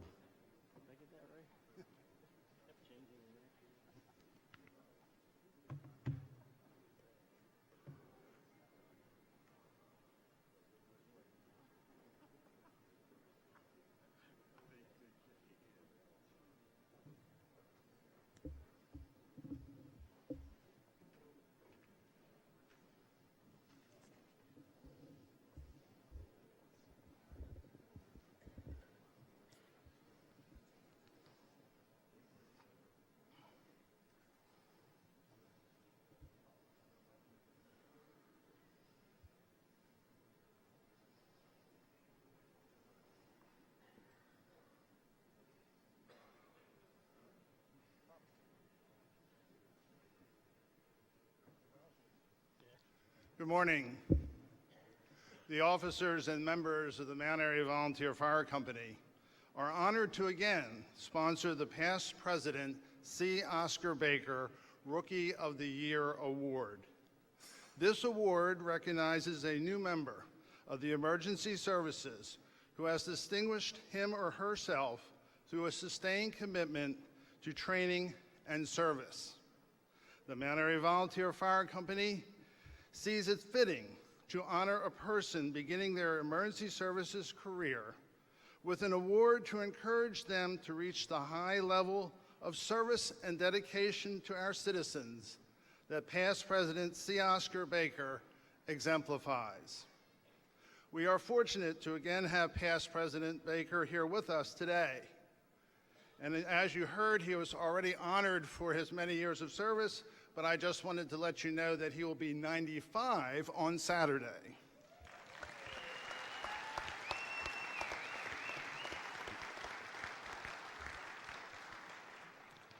The nominees for this year's award were from Easton, Cameron Chance, from Haverty Grace, Thomas E. Parks, from Odenton, Isabella Patriotis, from Manchester, Andrew Epley, from Winfield, Lane Ruckman, and from Ridge, Tyler McCure. They will be receiving certificates later from the association. The nominee for this year's award, the winner of this year's award, I will read briefly from the letter of nomination. This individual has completed many levels of MIFRE training, including EMT, rescue technician, truck company fireground operations, hazmat. The recipient was also a student in the Carroll County EST program. He was the second top responder in his department for 2016. He was also the second top responder for EMS in 2016, with the sixth in total fundraising hours with his organization. He attends many of the monthly fire department meetings and trainings. He has been active in fire prevention details at schools, giving speeches on fire prevention and safety, and also with showing how various pieces of fire equipment and apparatus are used. He attended Heroes Day at a local church and spoke to the youth group about fire prevention while suited up and putting on his turnout gear. The 2017 past President C. Oscar Baker Rookie of the Year is Andrew P. Eppy from the Manchester Fire Engine and Hook and Ladder Company No. 1.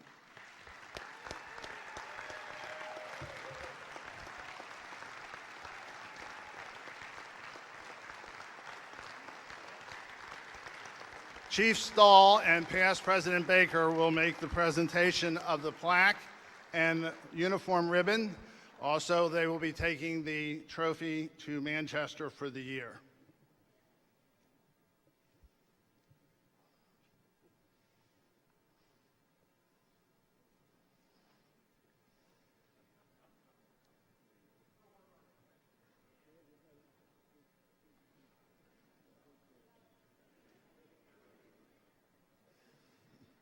Congratulations again, Andrew, and we look forward to many years of participation in the emergency services.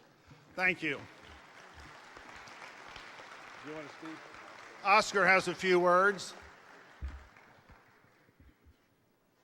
I just wanted to say thank you guys for all of you being here. You know, the greatest thing that I get out of life is here today, coming in here and seeing so many of my older friends as well as newer friends, because it's at this age, and in fact, I don't know why I've lived this long. My father used to say that only the good die young, so that's the reason I'm still here.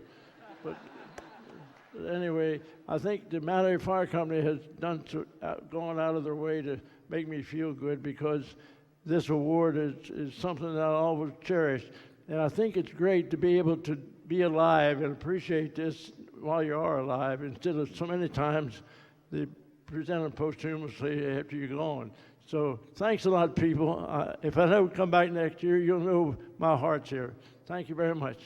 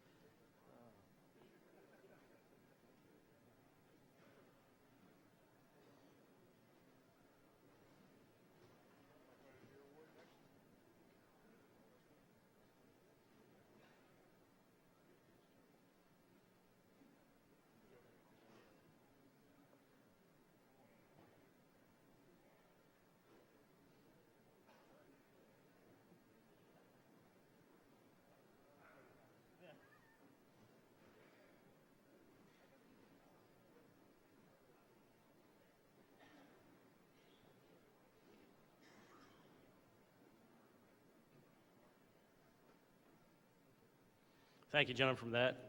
Happy birthday, Oscar, and congratulations to the recipient. And now we're going to do the Firefighter of the Year Award presented by Mr. Rusty Leftwich.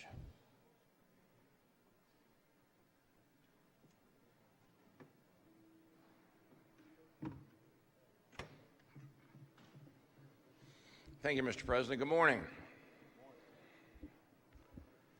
I'd like to start off by introducing the committee members. If any of you are in the audience, if you come up, please. The co-chairman, Mr. Jimmy Jarboe, Dale Budnick Sr., Johnny Gatton Sr., Malcolm Helwig, past President Dave Keller, Bill Lay, Roger Marks, Bill Smith. I know Jimmy Snyder's not here. He's been having some health problems. We send him our best. Jeff Thompson and Jeff Ringer.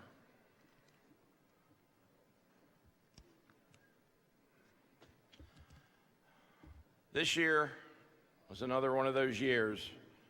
Out of the 370 companies, Mr. President? Somewhere around there. In that general area, we got 7 applications. So we would really appreciate it if you guys would, if you honor your people, send us a letter and we'll add them to the list. We'd appreciate it. This year's nominees for the Firefighter of the Year, Stefan Naborsik from Middletown, Samuel Robert Simmons from Ridge. If you come forward, please, if you're here. Jack Polk Jr. from Level. Anthony J. Simonetti from Odenton. Patrick Reed from Crepstown. Lane Logue Ruttman from Winfield. And Eddie Tatum from Hollywood.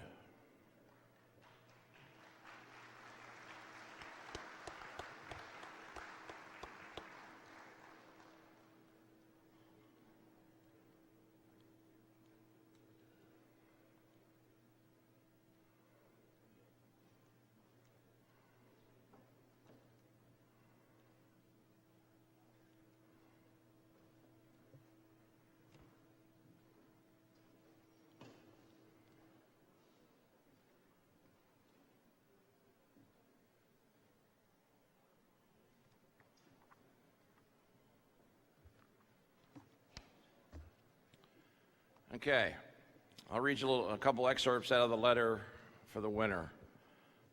This individual evidently does more than just being a firefighter and an EMS person. He takes the people under his wings, the new people, trains them, helps them get oriented, makes them feel like they're home. They're part of the fire department family. Through the year, the subject took part in many training opportunities, whether being formal through MIFRE or on his own in-house stuff. Lots of hours for his LOSAP. He's assisted the fire officers and working with some of the new members so they can ride the apparatus, several fundraising events. Meanwhile, he got himself straightened out through the driver's program. He's checked off to drive several of the apparatus for the fire company. I'm proud to announce that this year, the winner of the Maryland State Firemen's Association Firefighter of the Year, Mr. Eddie Tatum from Hollywood.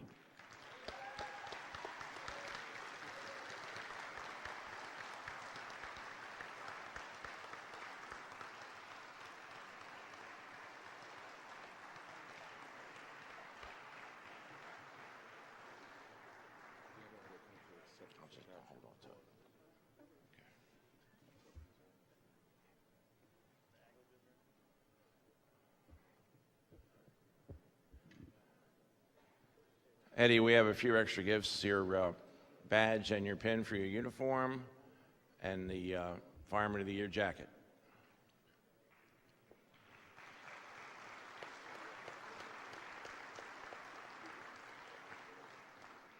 Now, Eddie, we'll need you to go down into the back room so we can get some pictures once we're finished. Would you like to say anything? Thank you. Okay. Thank you all very much.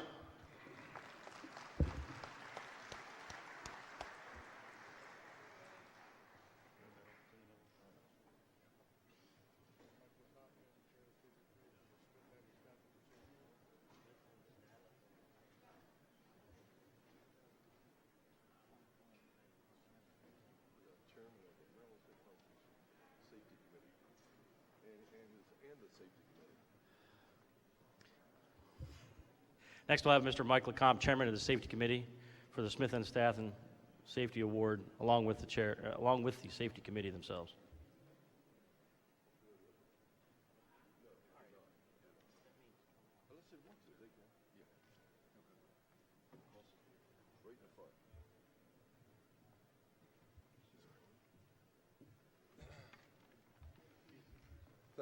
Thank you, Mr. Chairman. It's getting smaller in here. I need to make one announcement. The Don't Fall for That class that we are doing, and it's an hour-and-a-half class. These gentlemen up front have put this class together. Obviously, they're on stage. The class was supposed to start at 10. It's an exceptional class, very poignant about slip, trip, and falls, falling off, and what we're seeing is the trends for injuries in Maryland with injuries from slip, trip, and falls. So if you can make the class, I believe it's room 203, Mr. Chairman, 203. Please come down. This person that I would like to introduce has been a 40-year member in good standing in Southern Maryland with the Ridge Volunteer Fire Department. He has conducted basic health and safety training for his new membership in an orientation facet. He has developed and continues to develop training with every new member. He has scheduled the Mantex test for all of his new members and making sure they're fit tested and all like that. He's scheduled and assisted with administrative, with influenza vaccinations to keep his entire membership healthy. He monitors and he reports safety information back as it regards to the National Fire Prevention Association standards, the Maryland Occupational Safety Standards, and the OSHA standards, as well as FEMA. And he ensures incident safety at every major call. He's been extremely active for 40 years. It gives me great pleasure on behalf of the Fire Chief, Raymond Mercer of the Ridge Volunteer Fire Department, to name the nomination and the name of the Safety Officer of the Year, the Smith Statham Memorial Safety Award of the Maryland State Firemen's Association, Mr. Francis J. Raley.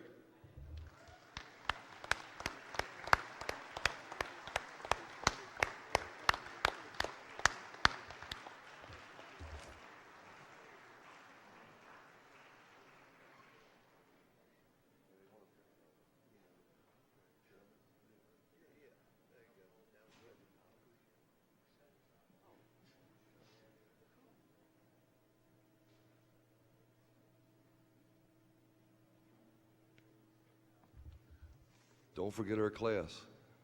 Thank you, guys.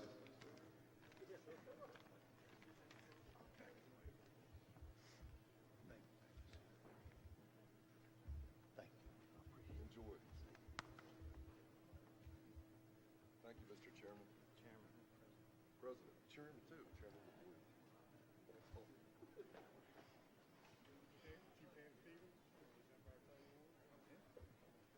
Chief Dan Stevens for the Zimbauer Training Award. Dan, thank you. Sir. Thank you. Good morning. I think it's still morning. I'm Dan Stevens, co-chair of the training committee. Kingsley Poole, the chairman, couldn't be here this morning, but the Zimbauer Fire Service Training Award was established in 1976 by Mr. and Ms. Bruce Zimbauer in memory of his late parents, Mr. and Ms. Cromwell Zimbauer of LaVale. Cromwell was a past president of the Maryland State Firemen's Association and a member of the training committee for many years.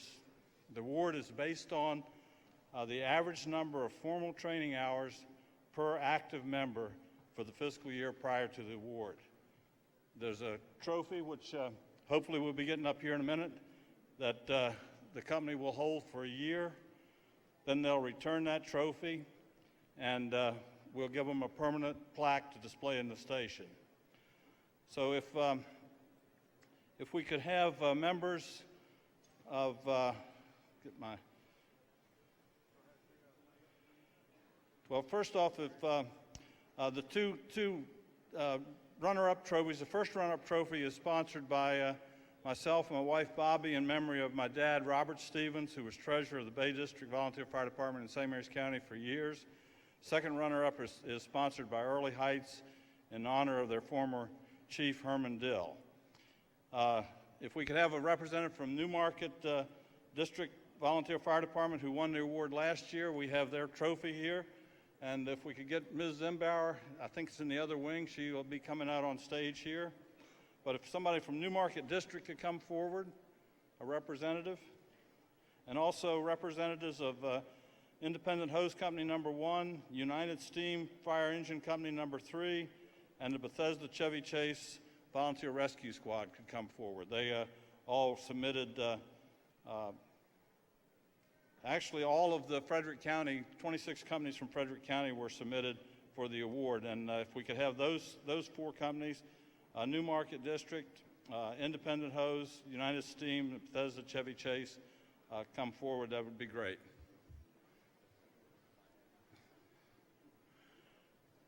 And do we have Newmarket District?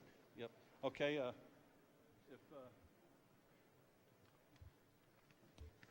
Peggy, if you could present them the permanent award that they won last year. And that was for 127.51 hours of formal training per active member. So congratulations, that's an awful lot of training to do, and please stay up here for the other awards. Congratulations.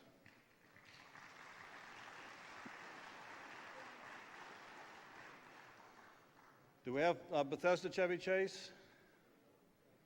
Where's Johnny Rowe? I don't know, where's Johnny? Independent?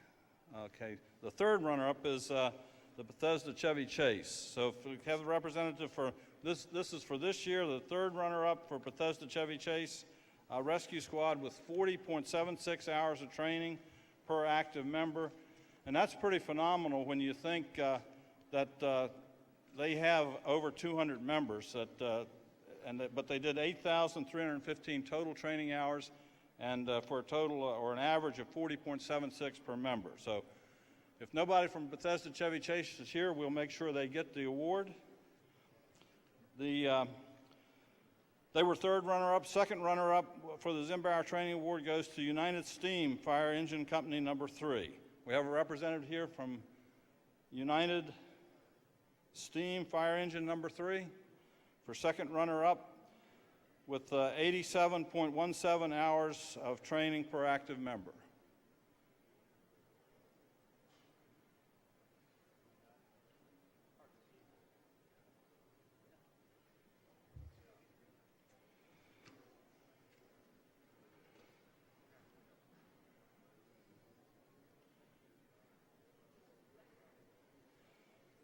Okay, was that United?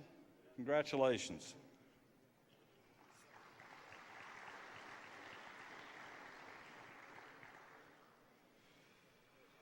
The first runner-up for the Zimbauer Training Award was Independent Hose Company number 1 with 87.74 hours per active member. There was less than an hour difference there between the second runner-up and the first runner-up. Anyone here from Independent Hose? Okay, Independent? Okay, good.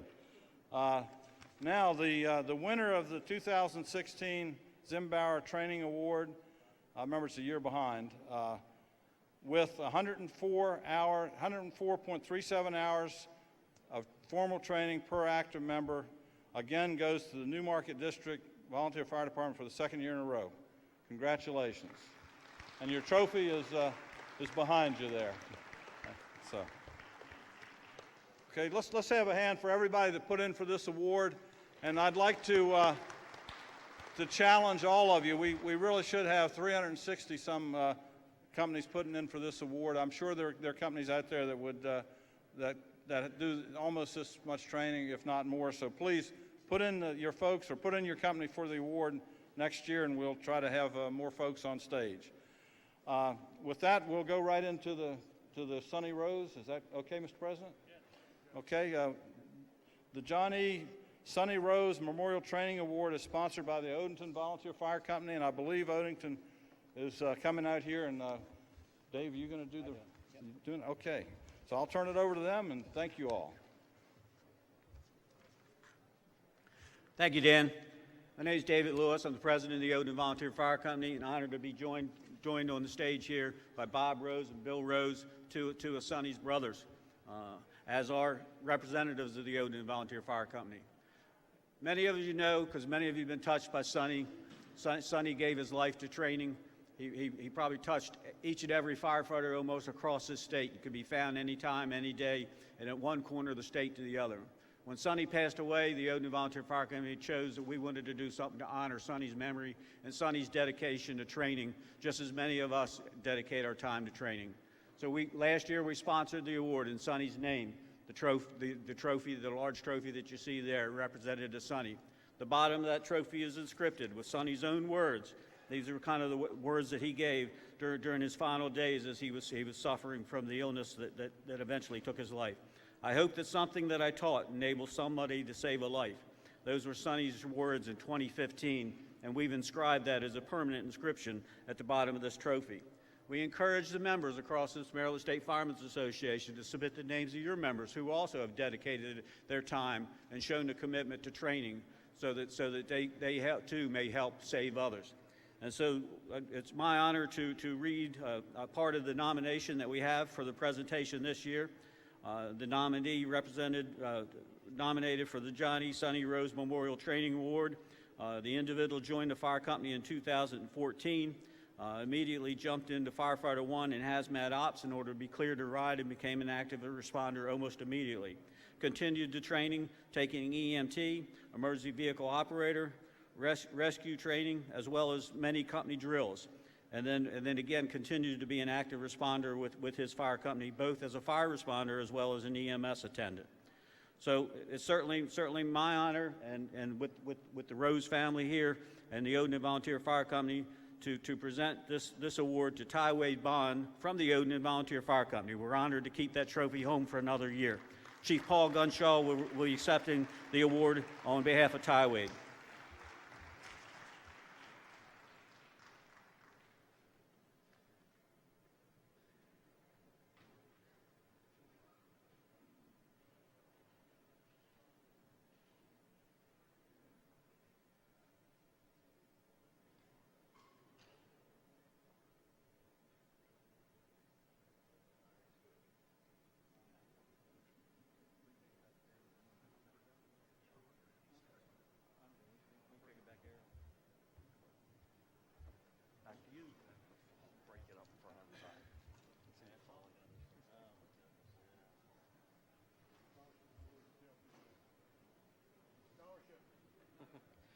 Mr. Dale Fishak to present the Scholarship Award.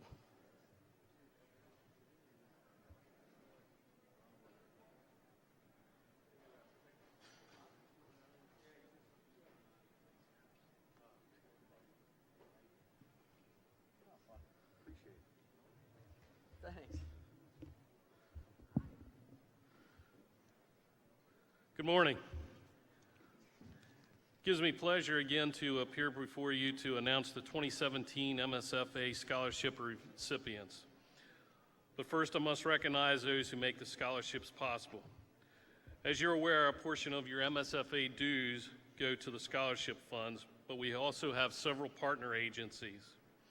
As I announce each of the partner agencies, I would ask that the representatives come out and join me in presenting the scholarships this year. We have the MSFA Ladies Auxiliary, the Maryland Committee on Trauma, represented by Jim Brown, Shock Trauma, represented by Tara Carlson, and Delmarva Power, represented by Linda Burris. And I would ask the rest of the committee to come out. Well, I see they're here. But I would like to take a brief moment before I announce this year's recipients to remember a great supporter and leader of the scholarship committee that we lost this past year. Bill Olson was past chairman and chairman emeritus. Bill had a great drive and passion for this committee and was a great mentor to me as I rose to the position of chairman. Bill instilled in me from the day I received my scholarship on this stage in 1989 to always give back to the MSFA. It was Bill's challenge that I stand here today as the chairman of this committee to present these scholarships each year.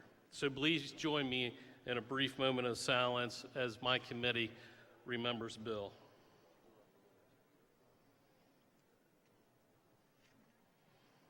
Thank you. Now, to our 2017 scholarship recipients. Several of our students are with us today. Others are continuing to work on their education over the summer semester. So some are here and some are not, but we're going to announce each and every one of them. First recipient is from the Chestnut Ridge Volunteer Fire Company, Samuel Friedman. Samuel is attending the UMBC school, and he is supported by MSFA, Shock Trauma, and Delmarva Power.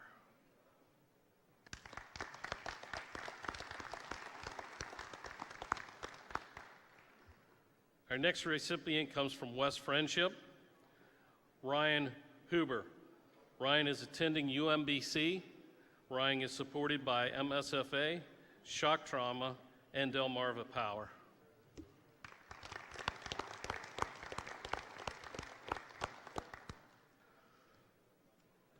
Our third recipient this year is Teresa LaValle from White Marsh Volunteer Fire Company. Teresa is being supported by the Maryland Committee on Trauma.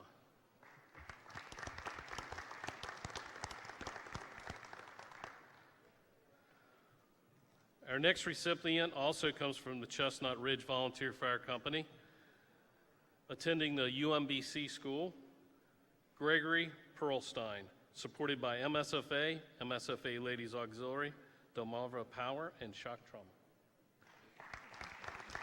Gregory's with us today.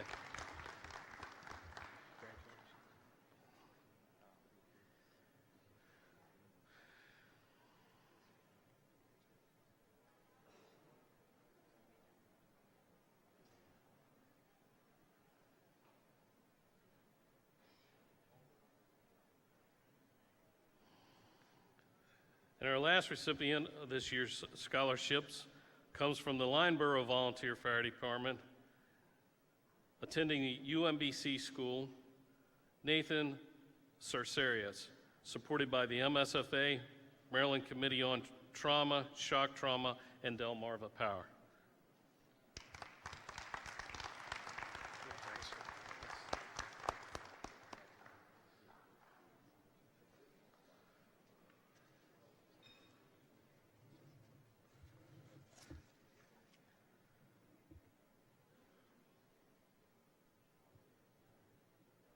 Congratulations to all of our 2017 scholarship recipients.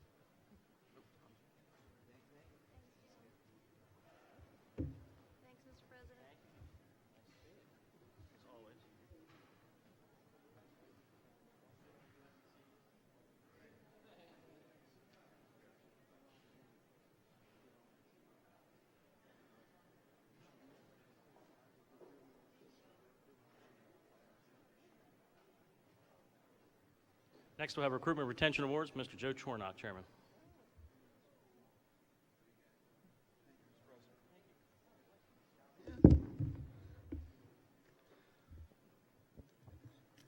Good morning. If any of the members of the Recruitment and Retention Committee are in the audience, if they can please come up at this time, I'd greatly appreciate it. Also, the following individual or families or representatives from their department. The Elwin Wagner family from Manchester Volunteer Fire Department, the Richard Dell family from Manchester Volunteer Fire Department, and the Larry Gribble family from Cockeysville Volunteer Fire Department. The Family Appreciation Program Award was to recognize the families of volunteer fire and EMS members who have sacrificed their time with their families for the good of the community. The award was open to open to the families of volunteer members of both fire and EMS. The Recruitment and Retention Committee have based our selection on the following criteria. The individual needed to exhibit a consistent positive effort towards training, response to incidents, and to fundraising, an overall effort to support a team concept, and they had to be active members for 5 years. This award we've been using for the last few years, I know of. The Recruitment and Retention Committee is in the process of creating a new award program to recognize the actual recruitment and retention efforts of both the individual departments and also of the counties, the associations. We hope to have that award for the 2018 convention.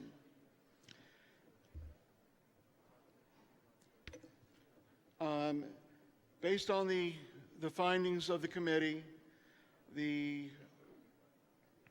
has found that our third runner-up, or third will be the Elwin Wagner family of Manchester Volunteer Fire Department. The Richard Dell family will be second. And we have selected the Larry Gribble family of Cockeysville as this year's recipient of the Family Appreciation Award.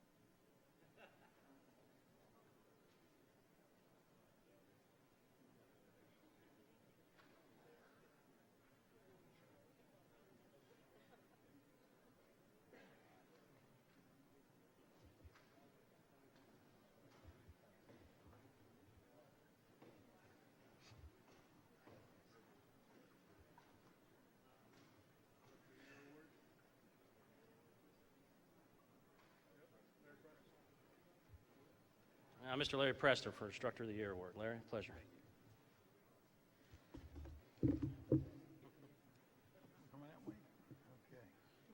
Good morning.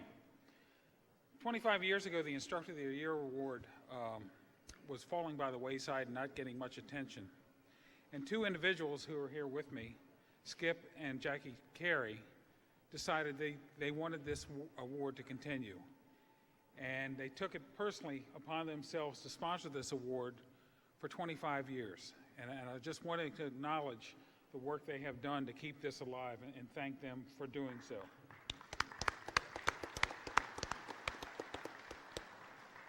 The award has been administered by the Chesapeake Society for Fire Service Instructors, and that group is now defunct. So MIFRI, for which I'm Assistant Director, and the Maryland Fire Service Personnel Qualifications Board, Chair Mike Robinson's here with me, has decided to take over the administration of the award. We volunteered to do so, and the MSFA has endorsed that idea. So we're happy to do so. The recipient of this year's award is certainly a distinguished instructor. We received his nomination from 4 different groups of people: Keith Fairfax and Rick Redmond, the Bay District Volunteer Fire Department, Dan Stevens, and a previous award winner, George Fairfax, all nominated this individual. This individual is, in the past year, has taught pumps, aerial operator class, hazmat technician, emergency vehicle operator, and developed and presented a course on hazardous material awareness for rescue squad people. During the year 2016, he conducted over 180 hours of instruction on behalf of primarily MIFRE. It's estimated that over 75% of all rescue squad personnel in St. Mary's County, Charles County, and Calvert County have all benefited from his hazardous material awareness rescue squad people. I personally know this individual and had the pleasure of following him in an assignment when he worked in Prince George's County.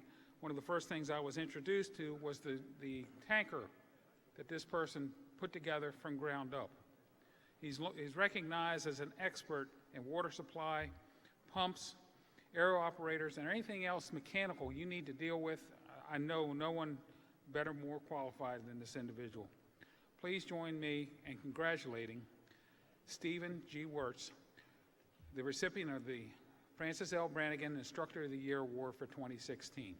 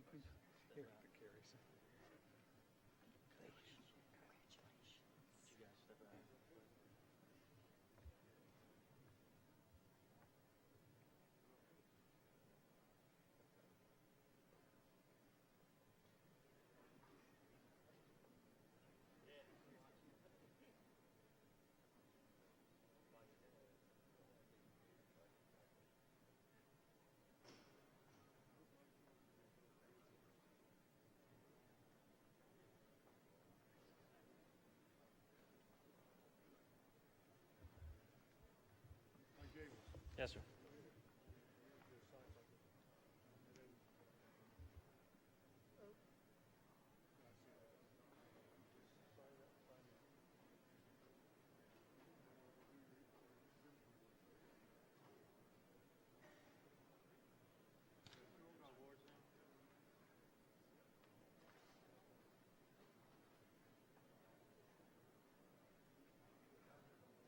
No, that's fine.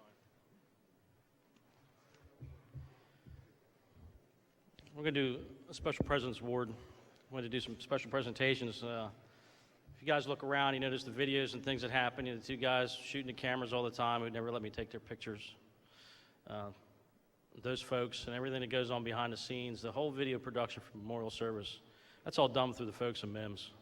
And I thought it couldn't be any better than to present them with some special awards, because they're all the folks behind the scenes. We see a couple of them, but there's several we don't see. I know they may not be here, but Mr. Herlock, you can come up and receive for those as well that aren't here. First off, special recognition awarded to Ms. Gail Costas for the Educational Support Services of MIMS, and appreciation of your support and dedicated service to the Maryland State Firemen's Association. Presented the 17th day of June 2017 by myself as president. It's the least I could do. I got you guys some nice plaques. They are the ones inside the office all the time, like I said, doing the work. And then we also have the same thing written for Ms. Letha Warmack, Ms. Sue Catterton, Mr. Brian Slack. You're going to have to get someone to use your camera if you're allowed to do that. And Mr. James E. Jim Brown. You're going to swap off taking pictures of each other. Yes, it's a selfie moment.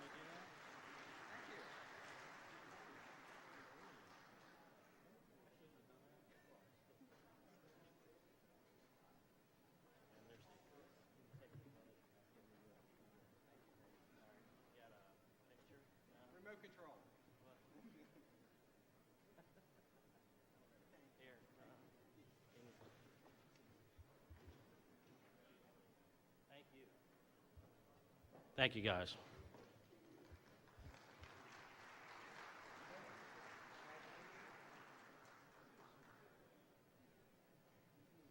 Our Fire Prevention Awards, Ms. Teresa Chrisman. Good morning, dear. A little while. Okay. Hello, everybody. Good morning. I would like to first thank President Mike Davis for his support and appointment of this committee. The Fire Prevention and Life Safety Committee has worked very hard to help keep current on the trends and demands of fire prevention efforts in the Maryland State Firemen's Association and its members' companies. We look forward to working with President Bilger and President Blair in their support of their respective years. In this year's meetings were held in Prince George's County at the Cranford and Graves Fire Services Building, the Singerly Fire Company. The committee supported the MSFA and MIFRE Maryland Weekend in Emmitsburg, MIFRE College Park, the University of Maryland, and Carroll County Training Facility.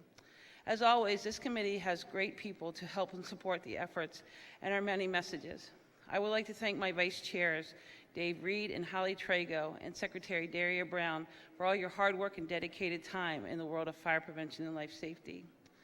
Fire Marshal Brian Geraci, I would like to thank you for all the support that you have given towards the Fire Prevention and Life Safety Committee for the state this past year.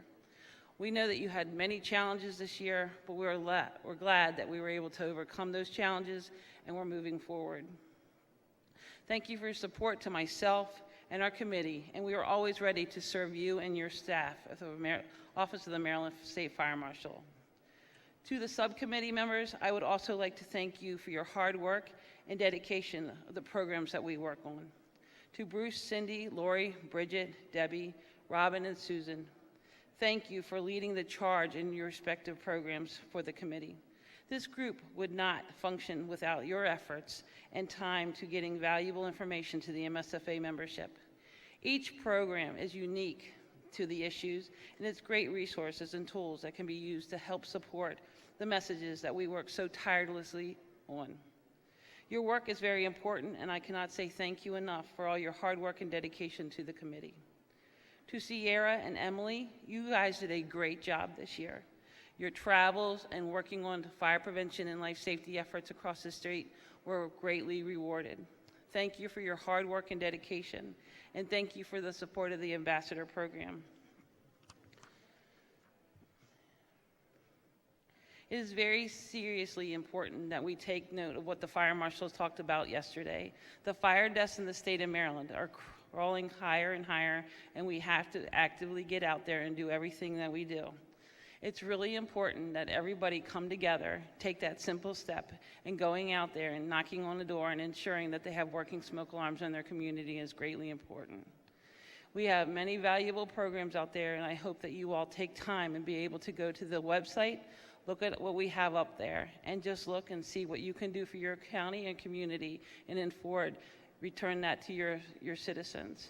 That simple step of just going on there, talking to someone, and just a glance of a time, saying, hey, do you have a working smoke alarm today? Do you have a carbon monoxide alarm? Have you ever had your sprinkler system checked in your home?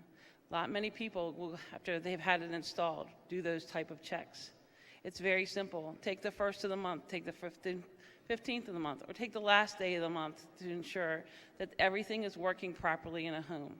By just walking around looking at simple steps in your home that you can honestly say, it is working for us today. You know, when you're on a call, do you ever go out after you take the call placed in service? Are you knocking on the doors to the community of that street saying, hey, we had an issue down the street. Were you able to check on those smoke alarms? That active step just leads a better place. So I ask you that you do those things, please. To President Barbara Sue and Chairman Rose Pandolfini and the Vice Chairman Susan Hilton of the Ladies Auxiliary of the Maryland State Firemen's Association, thank you for your continued support and efforts also in spreading the word of fire prevention. Each year, the NFPA announces a message. This year's message is every second counts, plan 2 ways out. Fire Prevention Week is October 8th through the 14th of 2017. In March each year, we conduct a program at MIFRE, and I'd like to take a time to thank Steve Edwards, the director there, allowing us to overtake his facility and do so much stuff for that day. We have a good turnout. We had 89 people registered this year. We had 67 people show up, and we greatly appreciate everybody that's there. We had a full day of educational components and programs, and we were able to give back to you guys as much as possible. So please, again, look for those dates on the website. Again, it will be the last week of March.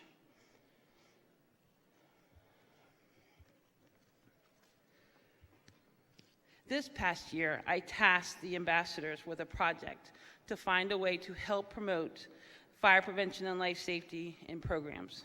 I asked them to create a video, a smoke alarm whiteboard video. So Chris, can you please play the video?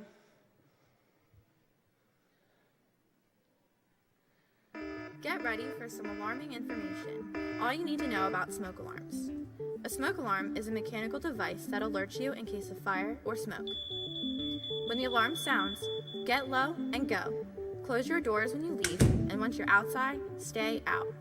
Make sure you install smoke alarms on every level of the home, including the basement. Also, install smoke alarms outside of each sleeping area and inside every bedroom. Always test your smoke alarm at least once a month. Don't wait, check the date. Make sure you replace your smoke alarms every 10 years from the manufacturer's date on the back of the alarm. The date on our alarm is April 2017. We need to replace this alarm by April 2027. There are two types of smoke alarms, ionization and photoelectric. Ionization responds better to flaming fires. Photoelectric responds better to smoldering fires. There are also smoke alarms available for those hard of hearing or hearing impaired. These alarms consist of bed shakers or bright flashing lights. Starting January 2018, Maryland law will now require all smoke alarms to have 10-year lithium-ion batteries. The 10-year lithium-ion batteries are tamper-proof and cannot be removed. Only require monthly testing and replacement every 10 years from the date on the alarm. Having working smoke alarms cuts your risk of dying in a fire by 50%. Test yours today. This video is brought to you by the Maryland State Firemen's Association and the Maryland Emergency Management Agency.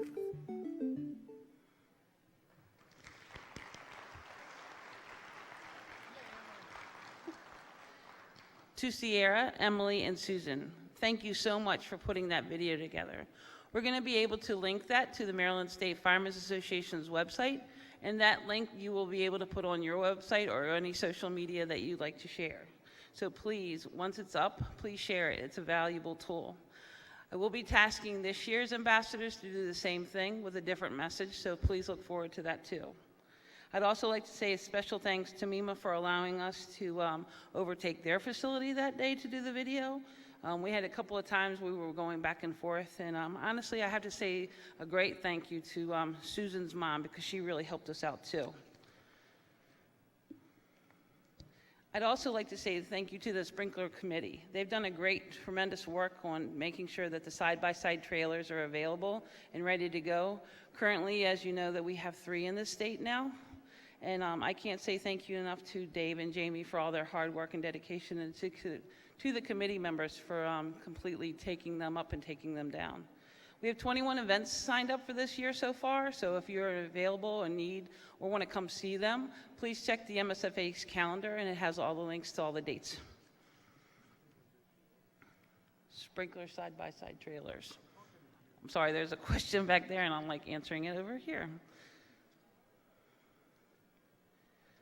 Again, as the Fire Marshal stated, on October 21st and 22nd is the side-by-side Community Risk Watch Reduction Weekends. Please go out in your community and work on smoke alarm programs that weekend. Even if you don't have the smoke alarms available, we'll find ways to help you with that. That's one of the things with the grant program that we were able to do again this year, was to do 30 smoke alarms for each community or company. So we were only able to do 50 this year. So we hope that if you have time or need something, we'll try to find a way. Even if it's just walking your neighborhood and checking, that's all that matters.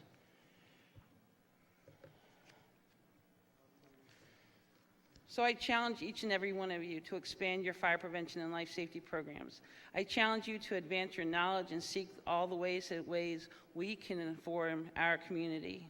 Try to help reduce the numbers of fire deaths. You know, that simple conversation that you have someone, if they're seeing something, leads to something. If you have a signboard outside your firehouse, please put that up there. Have you checked your smoke alarm today? And please go in and start installing the 10-year smoke alarms. It's so important, so valuable. Again, thank you to everyone, and let's see who won the awards this year. Bruce? Yeah, I'll do that. Okay, first off, I'd like to do all the participation awards. Let's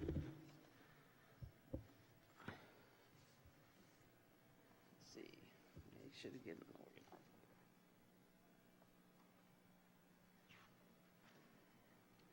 So Class 1, year-round category, this is all participation parts, is Cobb Island Volunteer Fire Department.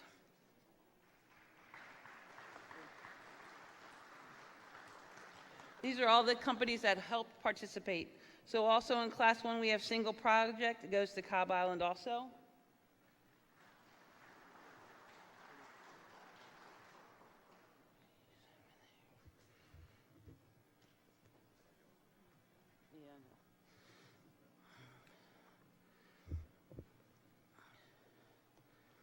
Class 2, the fire departments that have participated was the Benedict Volunteer Fire Department Rescue Squad.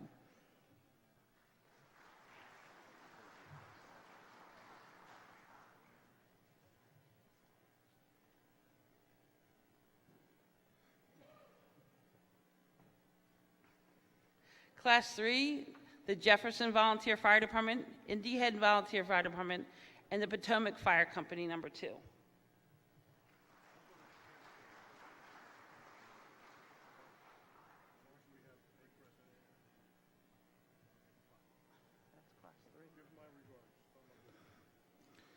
Class 4 participants were the Hollywood Volunteer Fire Department, District Volunteer Fire Department Rescue Squad, Ridge Volunteer Fire Department, Second District Volunteer Fire Department Incorporated, and the Ridge Volunteer Fire Department.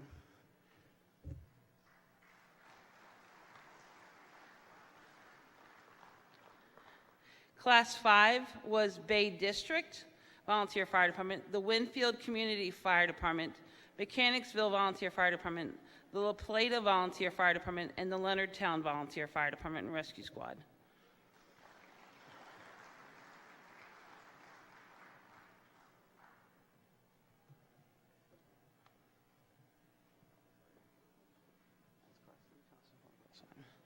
And then Class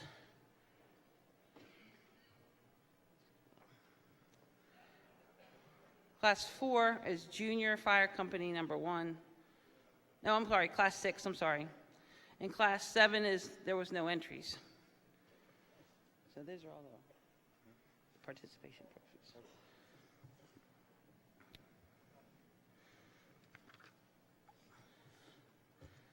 So people, that was all the year-round programs. So the single project categories that they receive a participation certificate from the state. Class 1 was only entered by Cobb Island. There was no Class 2 entries. Class 3 was the Indian Head Volunteer Fire Department and Rescue Squad. And Class 4 was the Hollywood Volunteer Fire Department. Class 5 entering for the single projects were La Plata, Winfield, and Mechanicsville. Class 6 again had no entry, and Class 7 had no entry.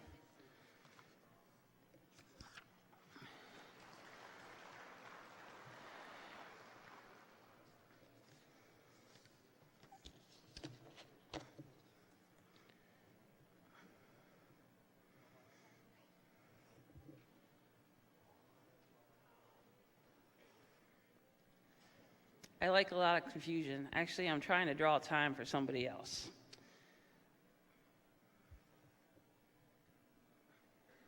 Are there any other ambassadors in the room?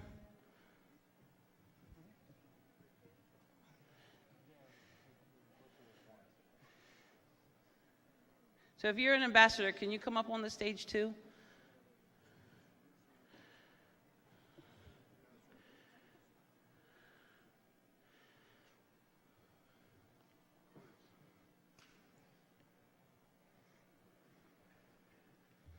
You guys could go help.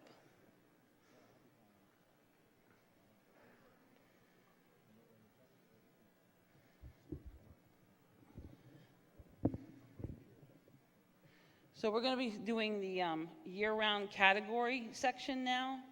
The year-round Class 1, the first place winner was the Cobb Island Volunteer Fire Department and EMS Incorporated.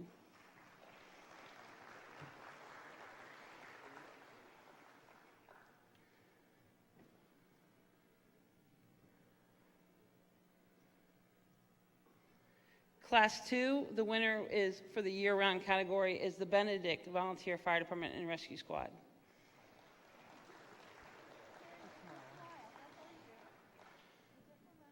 Class 3 year-round is the Indian Head Volunteer Fire Department and Rescue Squad.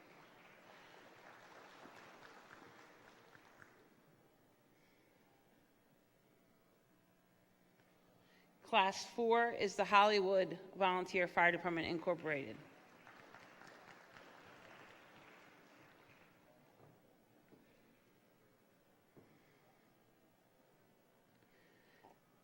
Class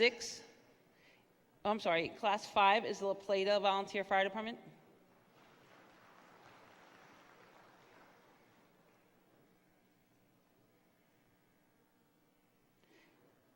Class 6 is now the Junior Fire Company number 2.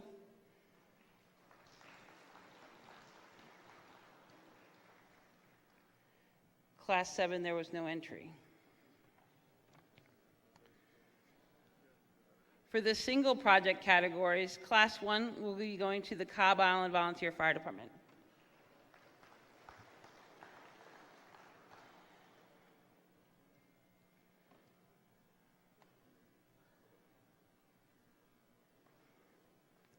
Class 2, there was no entry for single project.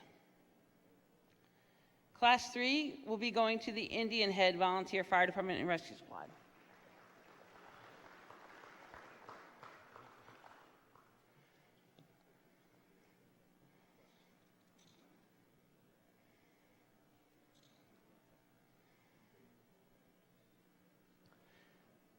Class 4 is going to the Hollywood Volunteer Fire Department.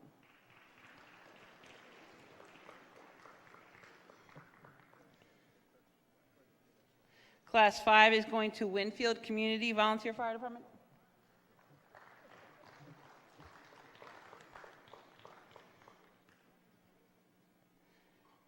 And then Class 6 and 7 had no entries. So for the overall winners for the 2016-2017 Fire Prevention Book Program, for the first place winner is the La Plata Volunteer Fire Department year-round project.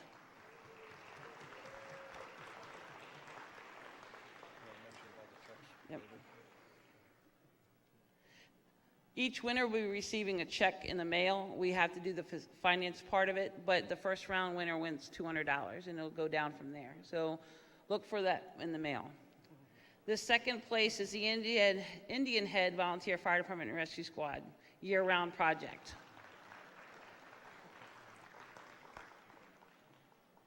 Third place is the Cobb Island Volunteer Fire Department EMS Incorporated year-round project.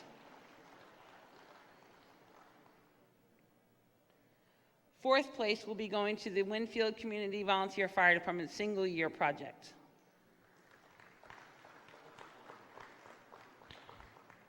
Fifth place is the Indian Head Volunteer Fire Department Rescue Squad single-year project.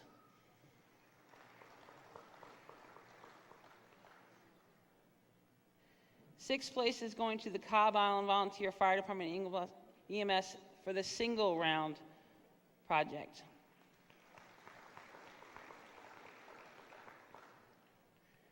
Seventh place goes to the Junior Fire Company number 2 year-round project.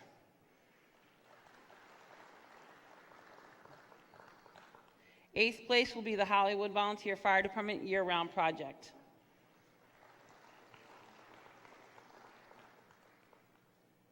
Ninth place is the Mechanicsville Volunteer Fire Department Incorporated year-round project.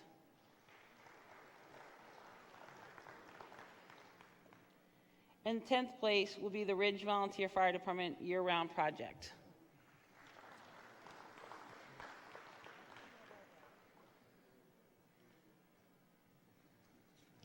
Again, there was only 20 entries in this whole program, and there's 376 volunteer fire companies in this state. This stage should be filled with entries. So I challenge each and every one of you to go back. Even if it's just a simple task that you do one time a day or whatever, go back and try to do something to support this program. You know, we try to work really hard, and we want to make sure that we have all the resources and tools for you guys, and we really want to be there. So again, thank you all for participating. I look forward to seeing more entries, and now I'm going to turn this over so that we can do the Fire Prevention Grant Program. Congratulations, Teresa. Great job again this year. Thank you.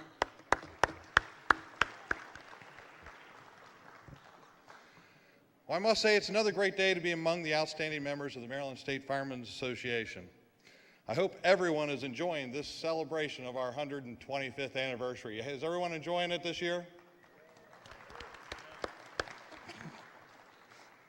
Except for the guy in the back. For those of you who do not know me, I am Senior Deputy State Fire Marshal Bruce Bouch. I serve as the Director of Public Education and Media Affairs for the Office of the State Fire Marshal. One of the many outstanding MSFA activities I am proud to be involved with is the opportunity that allows me to share life-saving products through an MSFA-funded grants program. As the chairman for the Public Fire and Life Safety Grant Program, I get to work with the MSFA's best leaders in providing support from this highly valued program. I would like to recognize two people I count on the most for this process, and that would be Teresa Big Shirley Chrisman and the current Maryland Life Safety intern, Emily Reaver, without whom this program would still be a work in progress. This year, the committee is proud to announce that 50 MSFA member departments are receiving 36 KITA 10-year sealed battery-only smoke alarms for use in the community risk reduction activities in their respective communities. It is well recognized that effective fire and life safety programs are one of the most effective ways to protect the lives of citizens and first responders. Injuries and deaths are greatly reduced with the implementation of community risk reduction initiatives. It is imperative that we all take on the mindset that fire is indeed everyone's fight. I do want to thank Neil Zipser from KITA. As a result of yesterday's weather, they canceled flights into the airports. He was going to be with us on stage. He is our regional representative for KITA, so I do give a great big thank you to Neil for helping do some special pricing to make this program a success. Today we get to share the opportunity to present 1,800 smoke alarms in bundles of 36 individual devices that were shipped directly here from KITA for the departments that put forth that little bit of effort and applied for this program. These departments understand the need to expand their outreach and promote fire and life safety throughout the year. I personally encourage all member companies to apply for this valued grants program announced each spring on the MSFA website. If you're not already a member on there, please sign up. There's a lot of good information that's shared on the MSFA website. I will now call upon these departments receiving their grant awards today. I ask that one representative come up and remain on stage for the group photo. Once the photo op is completed, we will adjourn to the far left corner back there, where you give me a check for $100 made out to MSFA, we give you your 36 smoke alarms to take back to your department. And then she's going to go to the cork bar. You know, keep in mind, we want to try to do it as quietly as possible because we don't want to disturb any of the remaining program, because we do have one excellent program coming up with Mike Firemen and Flash Max. So just a reminder of that. Now, for the companies, I asked, and I'll try to be brief with this, so I'm not going to say volunteer fire company and everything after each one. Potomac Fire Company 2, Ellerslie, Potomac Valley, LaVale, Gamber and Community, Bowling Green, Western Enterprise. Come on, keep coming up. Crespatown, Funkstown Fire Company 10, Friendsville, and that's Fire and Rescue, Ritchie Volunteer, that's Company 37. Huntingtown, Harford County Volunteer Fire EMS, Belle Alton, Lakeshore, Jessup, Anne Arundel County Association, New Market District, Company 15, Community Fire Company, Incorporated of Anne Arundel County, Delta Cardiff, Seat Pleasant, Baden, Northeast, La Plata, Jarrettsville, Maryland City Volunteer Fire Department, that's Station 27, Leonardtown, Volunteer Fire Department of Brandywine, Goodwill, Level, Singerly, and Cape St. Clair. Congratulations to all 50 of these companies.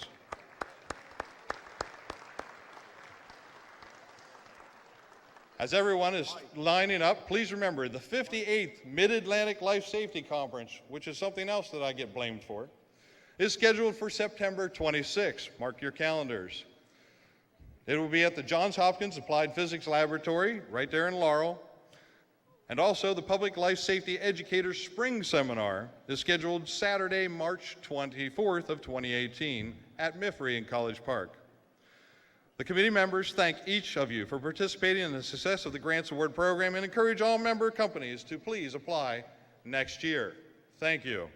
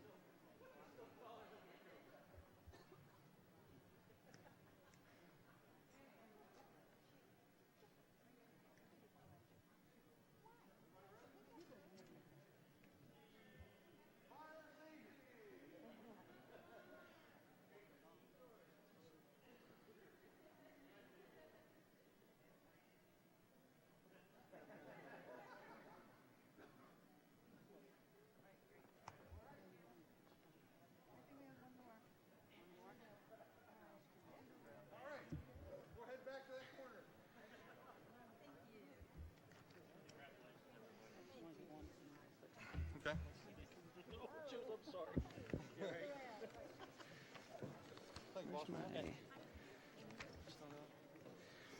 I did want to say one thing in closing. I would like to say congratulations to the group of ambassadors that took part in Sunday's program. I was told the judging was very, very hard for them this year. One of the contestants scored 100, and we know who that was. 60% of the ambassadors programs take part in a different section, so a lot of people don't see what they do. Their programs are unique and special, so if you have events, please reach out to those people. The people that took place this year were Rachel Bowles from Hartford Cecil, Lauren Cahill from Harford County, Jennifer Franklin from the Maryland Fire Chiefs Association, Lydia Hill from Washington County, Emily Moyers from Montgomery County, Sarah Paul from Carroll County, and Eva Van Horn from Talbot County. I would like to congratulate Sarah and Lauren on a great job and good luck for this year. Thank you.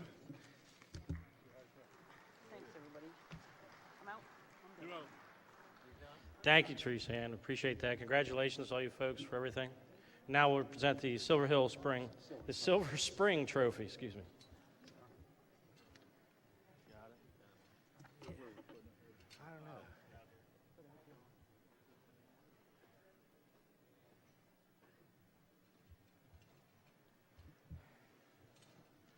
Good morning, or should I say early afternoon? I don't know. This is, I think, like I'm in my 50s of years making this presentation. I want to remember Dave Gratz and my past presidents who gave me the opportunity. I consider it a great pleasure. Presidents, officers, delegates, firefighters, emergency medical personnel, auxiliary, and everyone from their respective fire companies and rescue squads across this great state of Maryland, the President and Board of Directors of the 102-year-old Silver Spring Volunteer Fire Department and its membership welcomes you to this 125th Annual State Convention. Again, I have the honor of addressing this convention, recognizing the men and women as firefighters, EMTs, paramedics, IV techs, and auxiliary members who stand tall in our service to the citizens of our great state of Maryland. The Silver Spring Trophy for Fire Prevention Excellence was born from the efforts of those who have come before, some still here to guide us, and those who have gone from our physical midst and are yet remembered today for their contribution to fire prevention over the years. It recognizes the highest achievement in the field of fire prevention, as judged by one's peers. The trophy symbolizes what we strive to do in the field of fire prevention in every community in this state. This year, 2017, the Silver Spring Volunteer Fire Department was recognized by Montgomery County for installing over 1,000 smoke detectors to residences of Silver Spring as part of our life safety unit activities. In addition, we installed CO2 detectors and Safe Awake units to our needy residents. The funds were made available through a government grant which we applied for. In theory, Silver Spring could have applied for its own trophy, but that would be a conflict of interest. In addition, 2 departments have participated with our installation in order to create their own life safety units. The Silver Spring Trophy singles out an outstanding member of a fire department or rescue squad and ladies auxiliary who deserves individual recognition for efforts in the year 2016 in fire prevention excellence. We recognize these efforts and fresh, new, innovative ideas which bring credit to the fire service, respect to the fire company, and give honor to our state association. For excellence in the field of fire prevention for the year 2016, it gives me great pleasure to present to this convention the winner of the Silver Spring Trophy for Fire Prevention Excellence. From Frederick County, Alicia Cool, Frederick County Volunteer Fire and Rescue Association.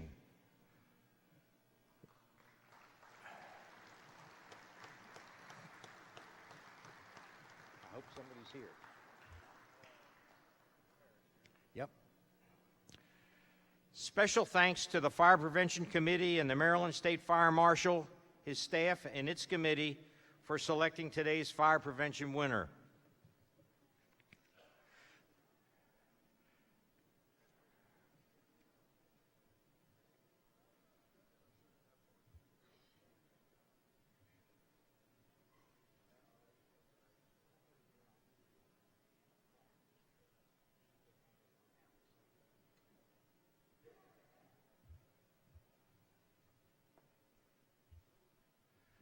This personal plaque reads, "The Silver Spring Trophy presented to Alicia Cool, Frederick County Volunteer Fire and Rescue Association Incorporated, for individual excellence in the field of fire prevention, the state of Maryland, the year 2016.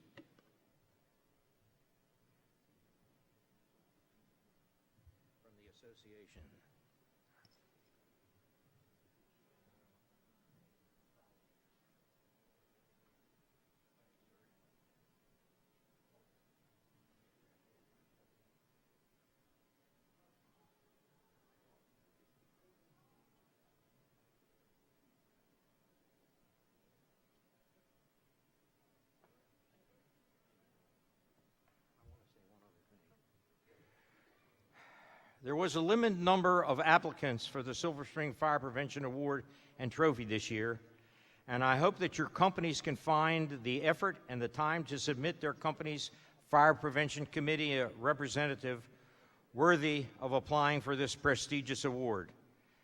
Thank you all very much for your kind attention this morning.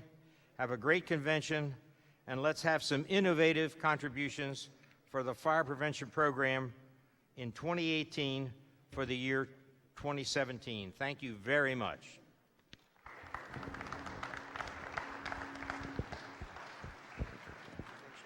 Thank you. Pleasure. Nice to meet you. Thank you. Congratulations. And now, really doesn't need an introduction, but I got to say something. Mr. Mike Firemen, volunteer of the Plato Fire Company. His message for fire safety really works. If you got two little kids like I do, they want to read Flash Mac's book all the time. So if you haven't checked out his booth yet, please do. His approach to fire safety is a unique one. I think you're going to like his presentation. I'm going to sit out in the audience with you all and watch it. Michael? Thank you. Morning.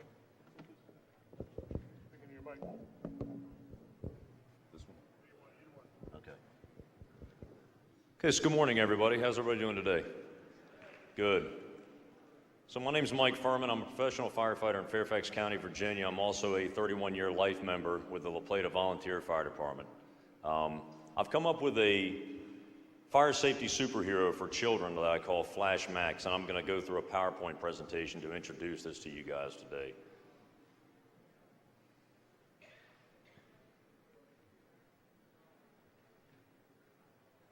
Okay, so I have a company. I'm a part-time artist. I have my part-time business I call Flashover Art and Productions, LLC. I do anything and everything from designing t-shirts to designing superhero characters and tattoos. And this is my character. This is the actual banner for my company, for Flash Max. Okay, the mission statement for Flash Max is pretty simple. It's to spread the message of home fire safety and survival to children and families through an aggressive program. Basically, what I was trying to do is, for years, we've all grown up with Sparky and Smokey. I wanted something to engage with the children. It's like our message really hasn't changed over the years, but the platform of the message delivery really hasn't either. So I wanted something that would really get the kids where they're at, and kids really engage with superheroes nowadays. So, a little bit about myself. I just went through that with you, but 31 years with La Plata. I do have a book out now for Flash Max. It's called Flash Max Fire Safety Superhero, and I have, there you go, there's one out in the audience right there. I do have my booth over here in the D Hall. You can go over there and get a signed copy. Over there. It's a 32-page full-color children's picture book, and it's doing really well. It's being sold on Amazon, where it's getting 5-star reviews, Barnes & Noble, Baker and Taylor distributors, and in bookstores. So it's doing pretty well, and the kids are really grasping to it. So a little bit about myself. It's an actual picture of me back in '86 when I was a junior member at La Plata with the hair. And my little brother there on the back of Tanker 1, or anybody, can't really see if anybody's in La Plata out there. You remember the old 79 tanker we had? There we go, okay. All right, yep. And a little bit of my family lineage. I come from a line of police and firefighters. My dad's a retired DC cop, and his brother, my Uncle Jimmy, was a DC firefighter. So, okay, Chris, if you could roll that. Hi, my name's Mike. And I'm a firefighter. And I've been doing this for a little over 30 years now, and there are a few things that I can tell you. Fire is indiscriminate. It can happen to anyone at any place at any time. It doesn't matter what kind of car you drive, what kind of clothes you wear, how much money you make. The other thing is, out of all those home fires, the majority of people that made it out alive had working smoke alarms and practiced a home fire escape plan. If at 2 o'clock in the morning, smoke alarm went off, would your family know what to do? A lot of people refer to firefighters as heroes. We don't really think of ourselves as heroes. What if I were to tell you that a fire safety superhero actually exists? Hi friends, I'm Flash Max, your fire safety superhero, and my mission is to spread the important message of home fire safety to children and families. And we're at the fire station today. As you can see, the firefighters have their personal protective equipment hanging on the gear racks, ready to go for the next alarm. Helmet, coats, boots, and gloves. Firefighters have to wear this special protective equipment so that they can help you in a fire. Firefighters are also specially trained to stay low in the heat and smoke. That's why it's so important for you also to stay low in the heat and smoke as you're escaping your house according to your home fire escape plan. Stay low and go, get out and stay out, and have a meeting place. Get to your meeting place and then have someone call the special emergency number 911 so the firefighters can come help you. Did you know that for every minute a home fire burns, it can double in size? But families who are prepared by practicing their home fire escape plans can be quicker.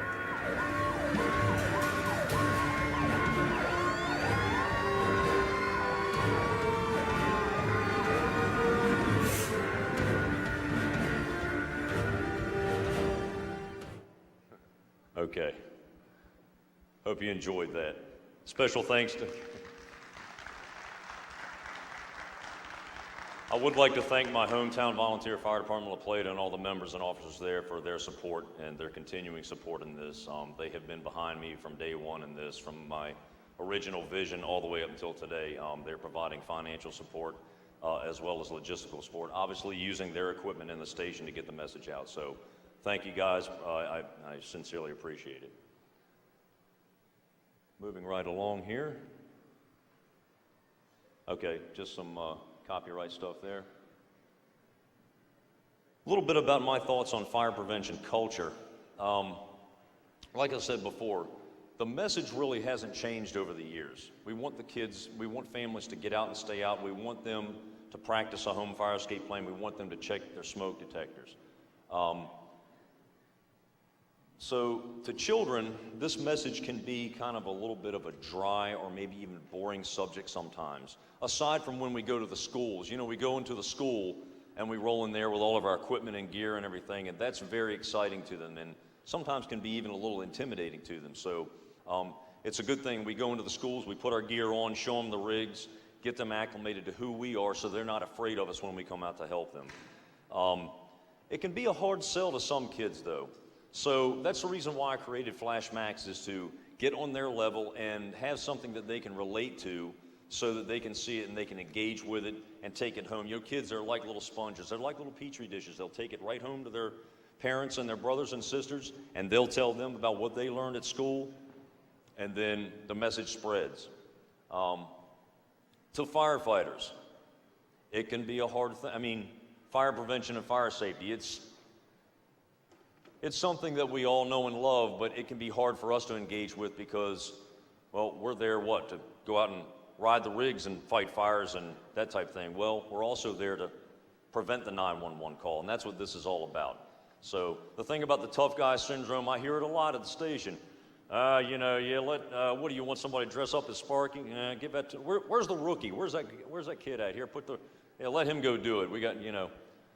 We need to make sure that we're engaging with the little ones, because remember, that's our future, and not only that, but they're going to take the message home to the family as well. Fire prevention in every box alarm, every gas leak, every medical local you run, every time you go out on the rigs, out the doors to somebody's home, take that opportunity. I can't tell you how many times we go out to some of these calls and we get there, and what happens? You roll up in the middle of the neighborhood on a Sunday, Saturday afternoon. All the families are outside playing in the yard and doing their yard work. The kids, they come right over there. It's an impromptu fire prevention visit right then and there. Take the time, have the kids come over, show them the rigs, get acclimated, introduce yourselves to them, and take the opportunity to spread the message at that point. Okay, what made me come up with this fire safety character? Well, as Mike mentioned earlier, I have 3 children of my own. My oldest is 14. She's a freshman in high school. Time's flying by very quickly. My 2 youngest, our twins, are they're 9 years old.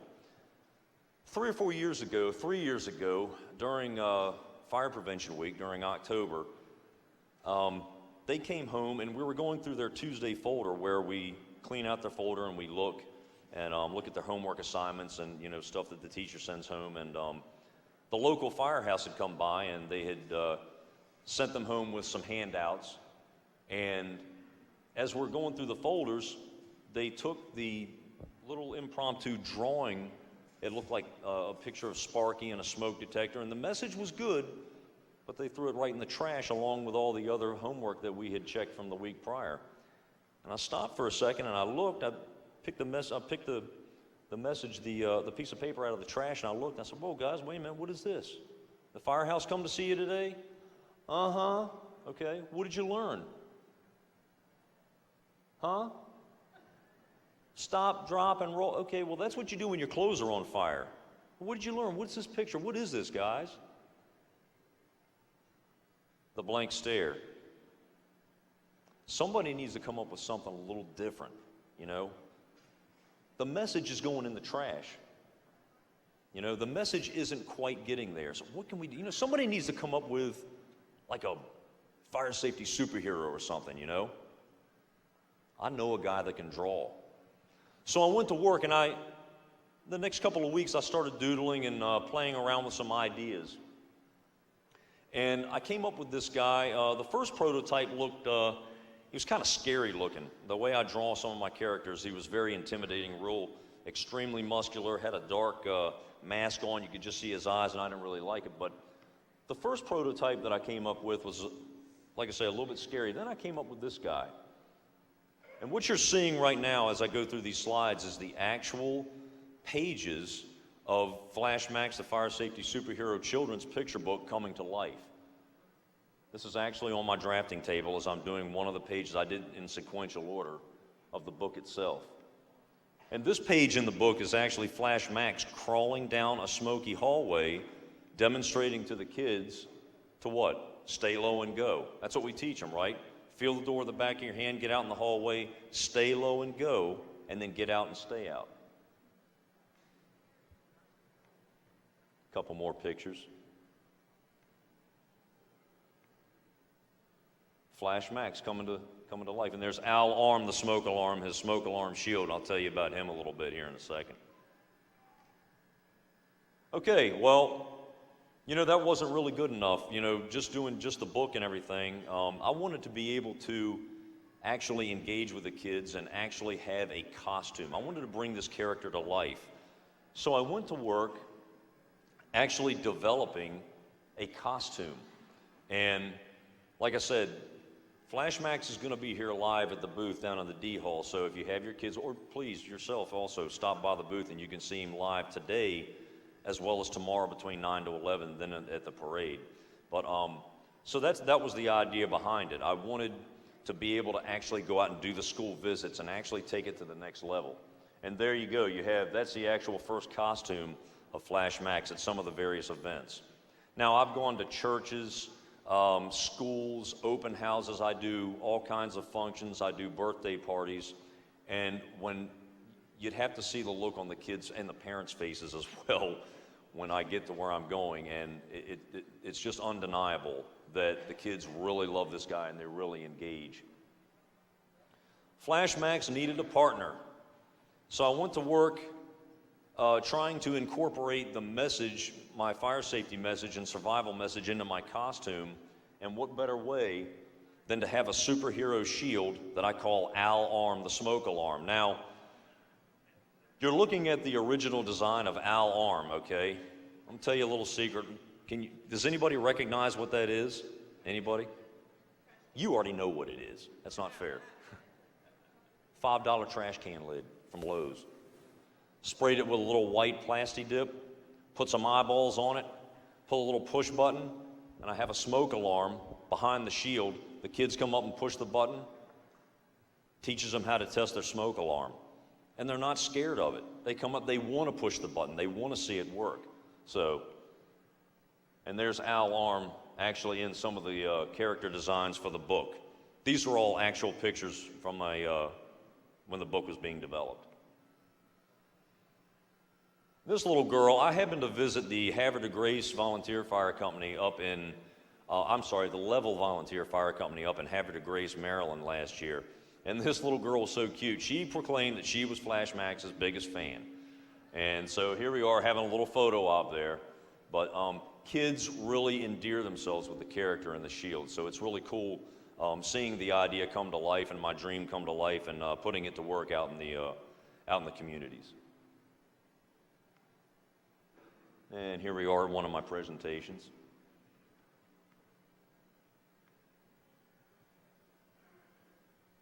Okay, once again, Al Arm and Flash Max. Okay, Chris, can we roll that one? It can happen to anybody. That can happen to you. It can happen to me. It can happen to your teacher. It can happen anytime, any place. Doesn't matter what type of house you live in.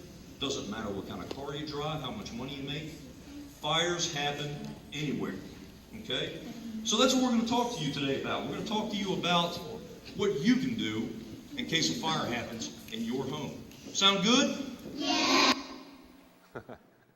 Pretty cool stuff.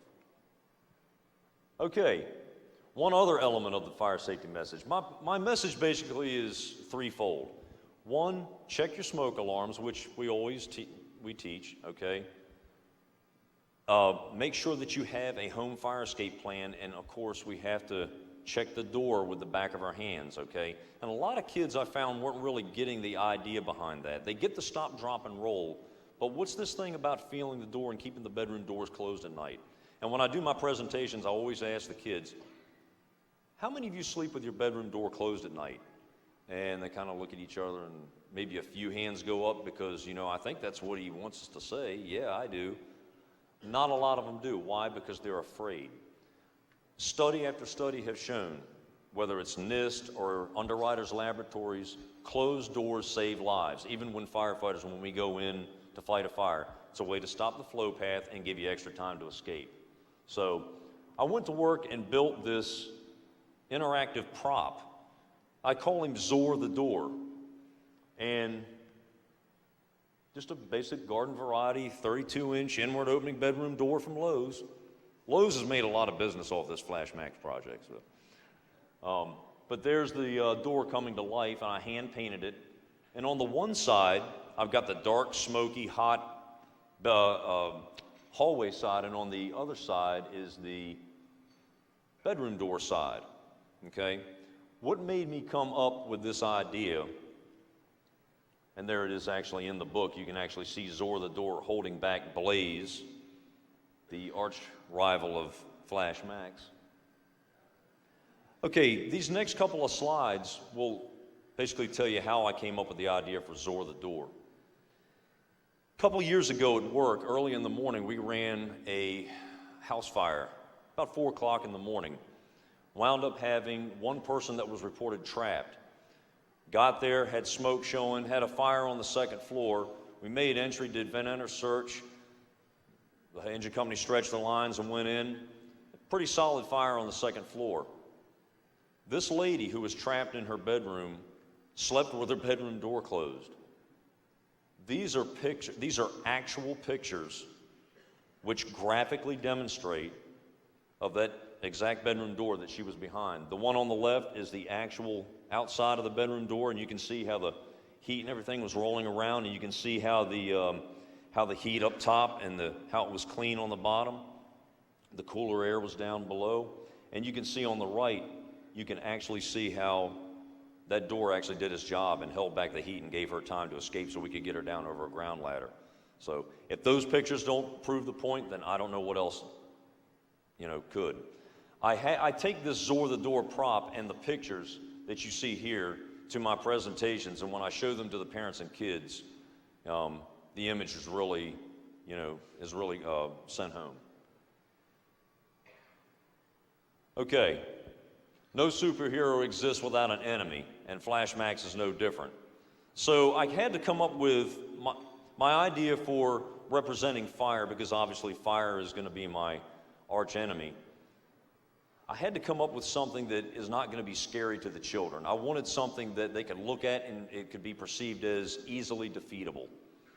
So I came up with this character that I call Blaze. And when I came up with Blaze, I wanted it to be something that the kids, when they looked at it, they weren't scared, but at the same time, somebody that they want to come up and shake his hand, okay? So it was kind of tough. And this is actually Blaze, a couple of pictures from the book, and actually the Blaze character when I introduced him or her last year up here. So I've done some additions and a few improvements to the costume, and I would at this time like to thank the Maryland State Firemen's Association and the National Fallen Firefighters Foundation for sponsoring the project and helping us with that new costume. So, without further ado, I would like to take this opportunity to introduce to you guys the new Blaze.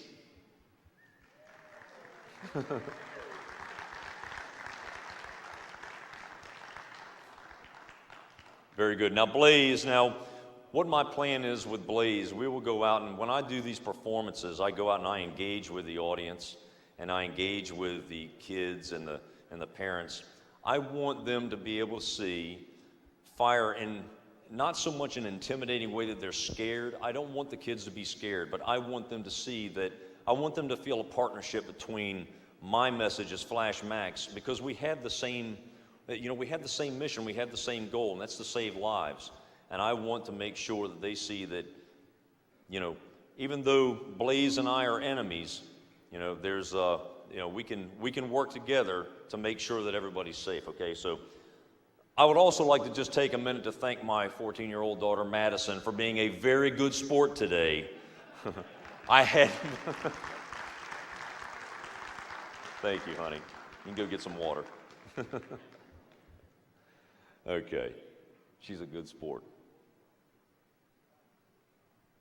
Okay, moving right along here. Okay, like I said before, we always preach to our public, check your smoke alarms, check your smoke alarms, check your smoke alarms, okay? That's only half the equation. The other 50% is, what are you going to do in the middle of the night if the smoke alarm goes off? Do you know what to do? Does your family know what to do? Do your kids know what to do? Don't underestimate these kids. They're smart, and they will practice, and they'll heed your warning. If you tell them to practice a home fire escape plan, tell them to make it fun. I'm working right now on actually developing a Flash Max game. That's in the works. I hope to have it finished in the next year or two. There's a lot of I's to dot and a lot of T's to cross with it, but stay tuned. Hopefully I'll be up here on the stage next year. Maybe we'll have it done by then, but we want to make it a fun game that we practice home fire safety together. So it's, kids love video games. They're on their iPads, they're on YouTube. So I'm also working with making some videos, some YouTube videos to get the message out there as well. So stay tuned on that. But I highly advocate trying to make sure that the kids know to practice their home fire escape plan. Just like we, as firefighters, we go out, we train, so it becomes muscle memory. So we know what to do when, bad times go down. We know what to do right then and there. It's the same thing with fire safety. Something else that you may use that I found very effective when I go to the schools, if I'm out there as Flash Max, I'll say, hey kids, how many of you play sports? Oh, you should see all the hands go up because all the kids are playing sports. And then the stories, okay, well, that's great. Put your hands down. Okay, what do you do before a game? Practice, right? Yeah. Well, how are you going to get good at your game if you don't practice? It's the same thing with fire safety, right? So it's a way to relate to them. So use that, and you'd be amazed. There's, you see the light bulbs come on. Okay, same point, With the children that we're teaching and speaking to right now, know what to do tonight if they're home caught on fire. This is a picture, an actual GoPro helmet cam picture of a fire. It was in the garage and was actually cut off a secondary means of escape. So it just kind of hammers home the, had two ways out. Okay, the book. This is the book, few of you may have it in the audience. I worked on this for about 1.5 years from start to finish, and this is the front and back of it. On the back here, I have some notable personalities in the fire service that endorsed it for me. Paul Hash-Hagen, retired Rescue 1 driver from FDNY, also an author of several fire service books and an editor with Fire Rescue Magazine. He's a friend of mine, and he was kind enough to endorse the book for me, so you'll see that on the back. And it's getting 5-star reviews on Amazon. It's doing very well. A lot of people who see the book engage with it and like it. Also won the Mom's Choice Award Silver Award last year.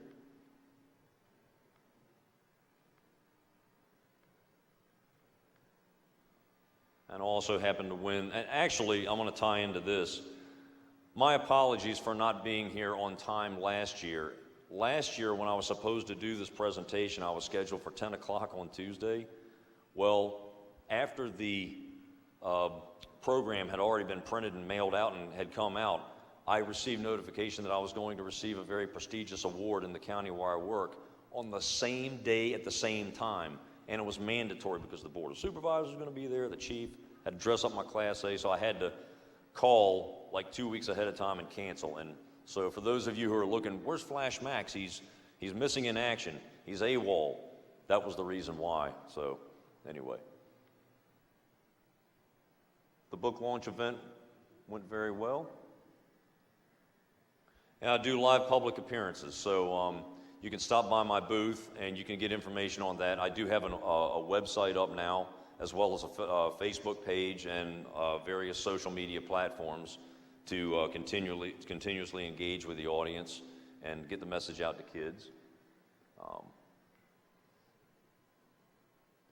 Okay, so this year, new for this year, I was able to, and actually out of necessity, had to purchase a travel trailer. You may have seen it parked out front. I got this trailer for the purpose of transporting all my props, gear, and equipment, and all my costume stuff for myself, Blaze, or the Door, Alarm, you know, all the characters around to the schools and everything, as well as being a rolling billboard for the message. A lot of people will see the website and hopefully go there and get the message out there. But just purchased it and just got it on the road. Actually, this is its second really big trip out here to Ocean City for the convention. So my future plans for the trailer, in addition to carrying my props around, are that I wanted to, I have an interior maze, smoke crawl maze for the kids that I'm designing right now. And I hope to have it done by October. So I have to put a lot of work into it, but it's a rubber gym mat type of maze where the kids will go in one side. They'll actually go through Zor the Door, feel the door with the back of the hand, open the door, and crawl through this maze with some simulated smoke with some sheets hanging down and some lights. It'll be an interactive type of thing, so they'll learn stay low and go and get out and stay out. So hopefully have that done by the time open house and Fire Prevention Week rolls around. Should be pretty cool. And there's a picture of it. The Flash Max rig. It's a 8.5 by 12 foot trailer, and like I said, it's sitting out front. You're welcome to take a look at it. And again, I would like to thank again the La Plata Volunteer Fire Department for their sponsorship of the graphics on the side of the trailer. So, folks, all of this is everything that I've done with this thing's completely come out of pocket. So it's you know, it depends on the support of everyone. Few of the recent events and engagements that I've done. There we go. Fairfax County 4th of July Parade last year.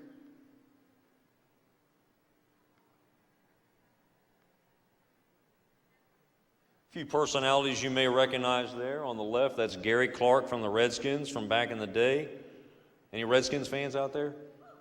There we go. All right. All right, I'm not going to start that battle. I'll just leave that one alone. In the middle, that's Annie Yu from Fox 5 doing Firehouse Friday down at La Plata last year. And who's that guy on the right there? Anybody recognize that guy? Governor Hogan, okay? So, and that's actually last year here in Ocean City. It was hot. I'm hoping for overcast skies tomorrow during the parade. Okay, this is a Run for Every Child event up in D.C. last year.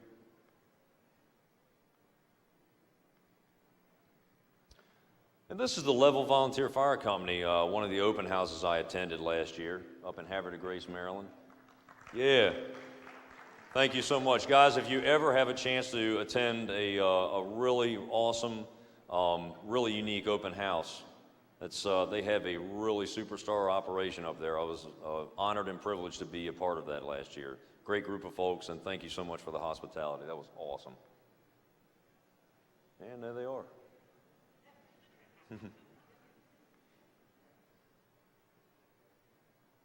Bryan's Road Volunteer Firehouse open house last year.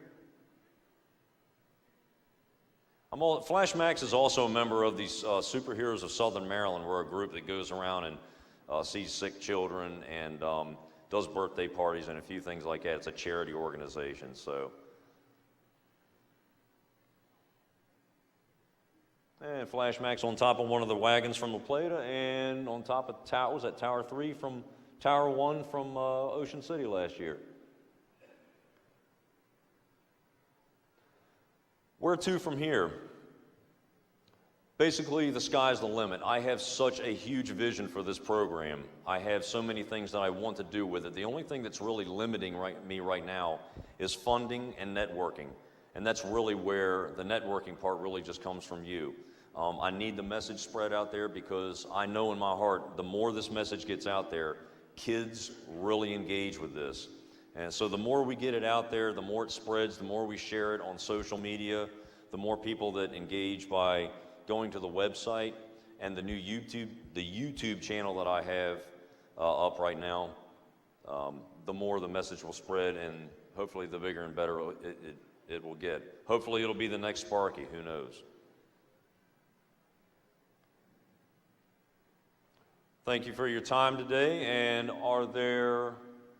this is a list of people that I want to thank. Maryland State Firemen's Association, President Mike Davis, Bruce Bouch, Teresa Chrisman, all of the Fire Prevention Committee members. I just want to thank you so much for your support and your encouragement this year. It's been a year of growth for this program, and hopefully each year you'll see a little bit more and more. Questions, anybody? Yes, sir. Bruce? Great job, man. Oh, thank you. Appreciate it.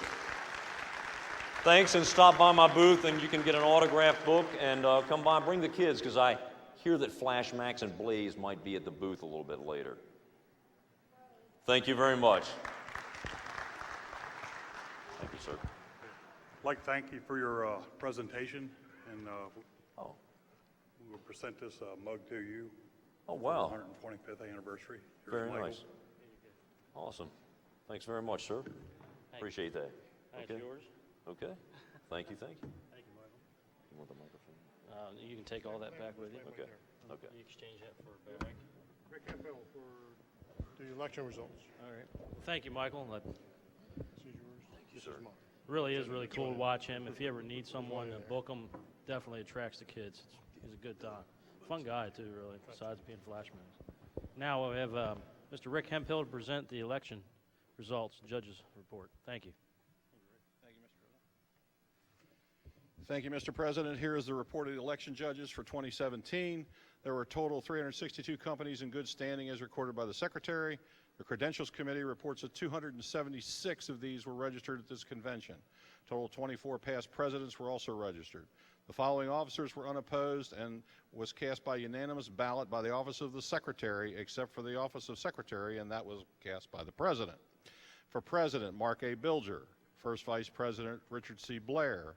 Second Vice President, Mike Faust. Secretary, Doyle E. Cox. Treasurer, Ronald Sarnicki. Chief Chaplain, John F. Long, Jr. Trustee, Terry Thompson. This year we had one proposed bylaws change. The results of the voting are as follows. Question number 1. 932 votes for, 73 votes against. The amendment passed. This concludes the report of the election judges. Thank you, Mr. President.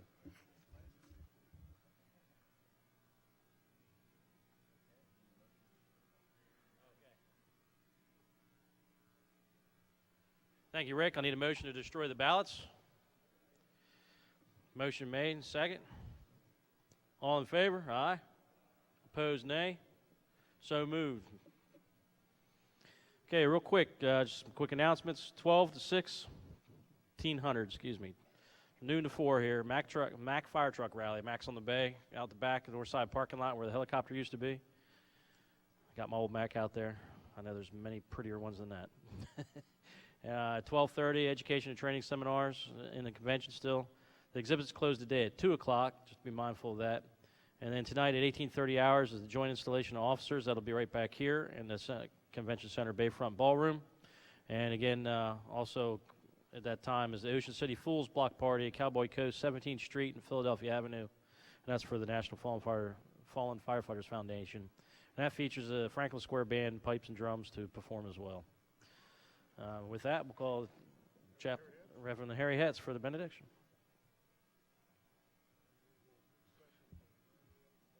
Thank you. Good afternoon. Just one other announcement. Just a reminder, prayer breakfast is tomorrow morning. Get your tickets early and come on over. Have a good breakfast and a good speaker. Let us rise as we are able.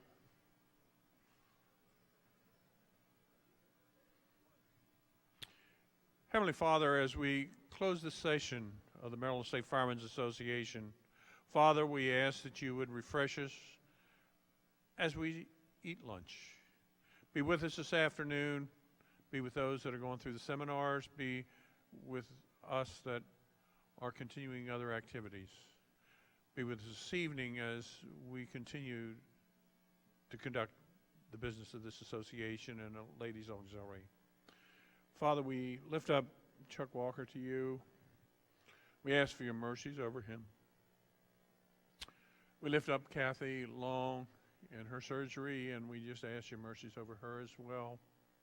And we lift up Richard Yinger, past president, and we just ask for your graces and mercies over him too. Father, we lift up all those that need a touch of your healing hand. Surround them with your mercy, your grace. Be with all those that grieve. Bring comfort to them. Be with all our fire service personnel as they go out into the communities, responding on the calls. Bring them back safely. Be with our police as they protect our communities. Be with our military as they defend our country and our way of life. Father, it is into your hands we commend all things, and we thank you. Amen.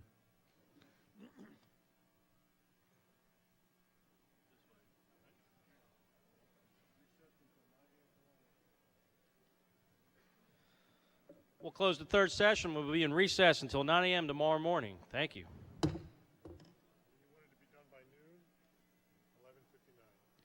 Let the record show Mr. Kenny Bush got us done by 11:59, not even noon. We are ahead today. Thank you, everyone, for your time and patience.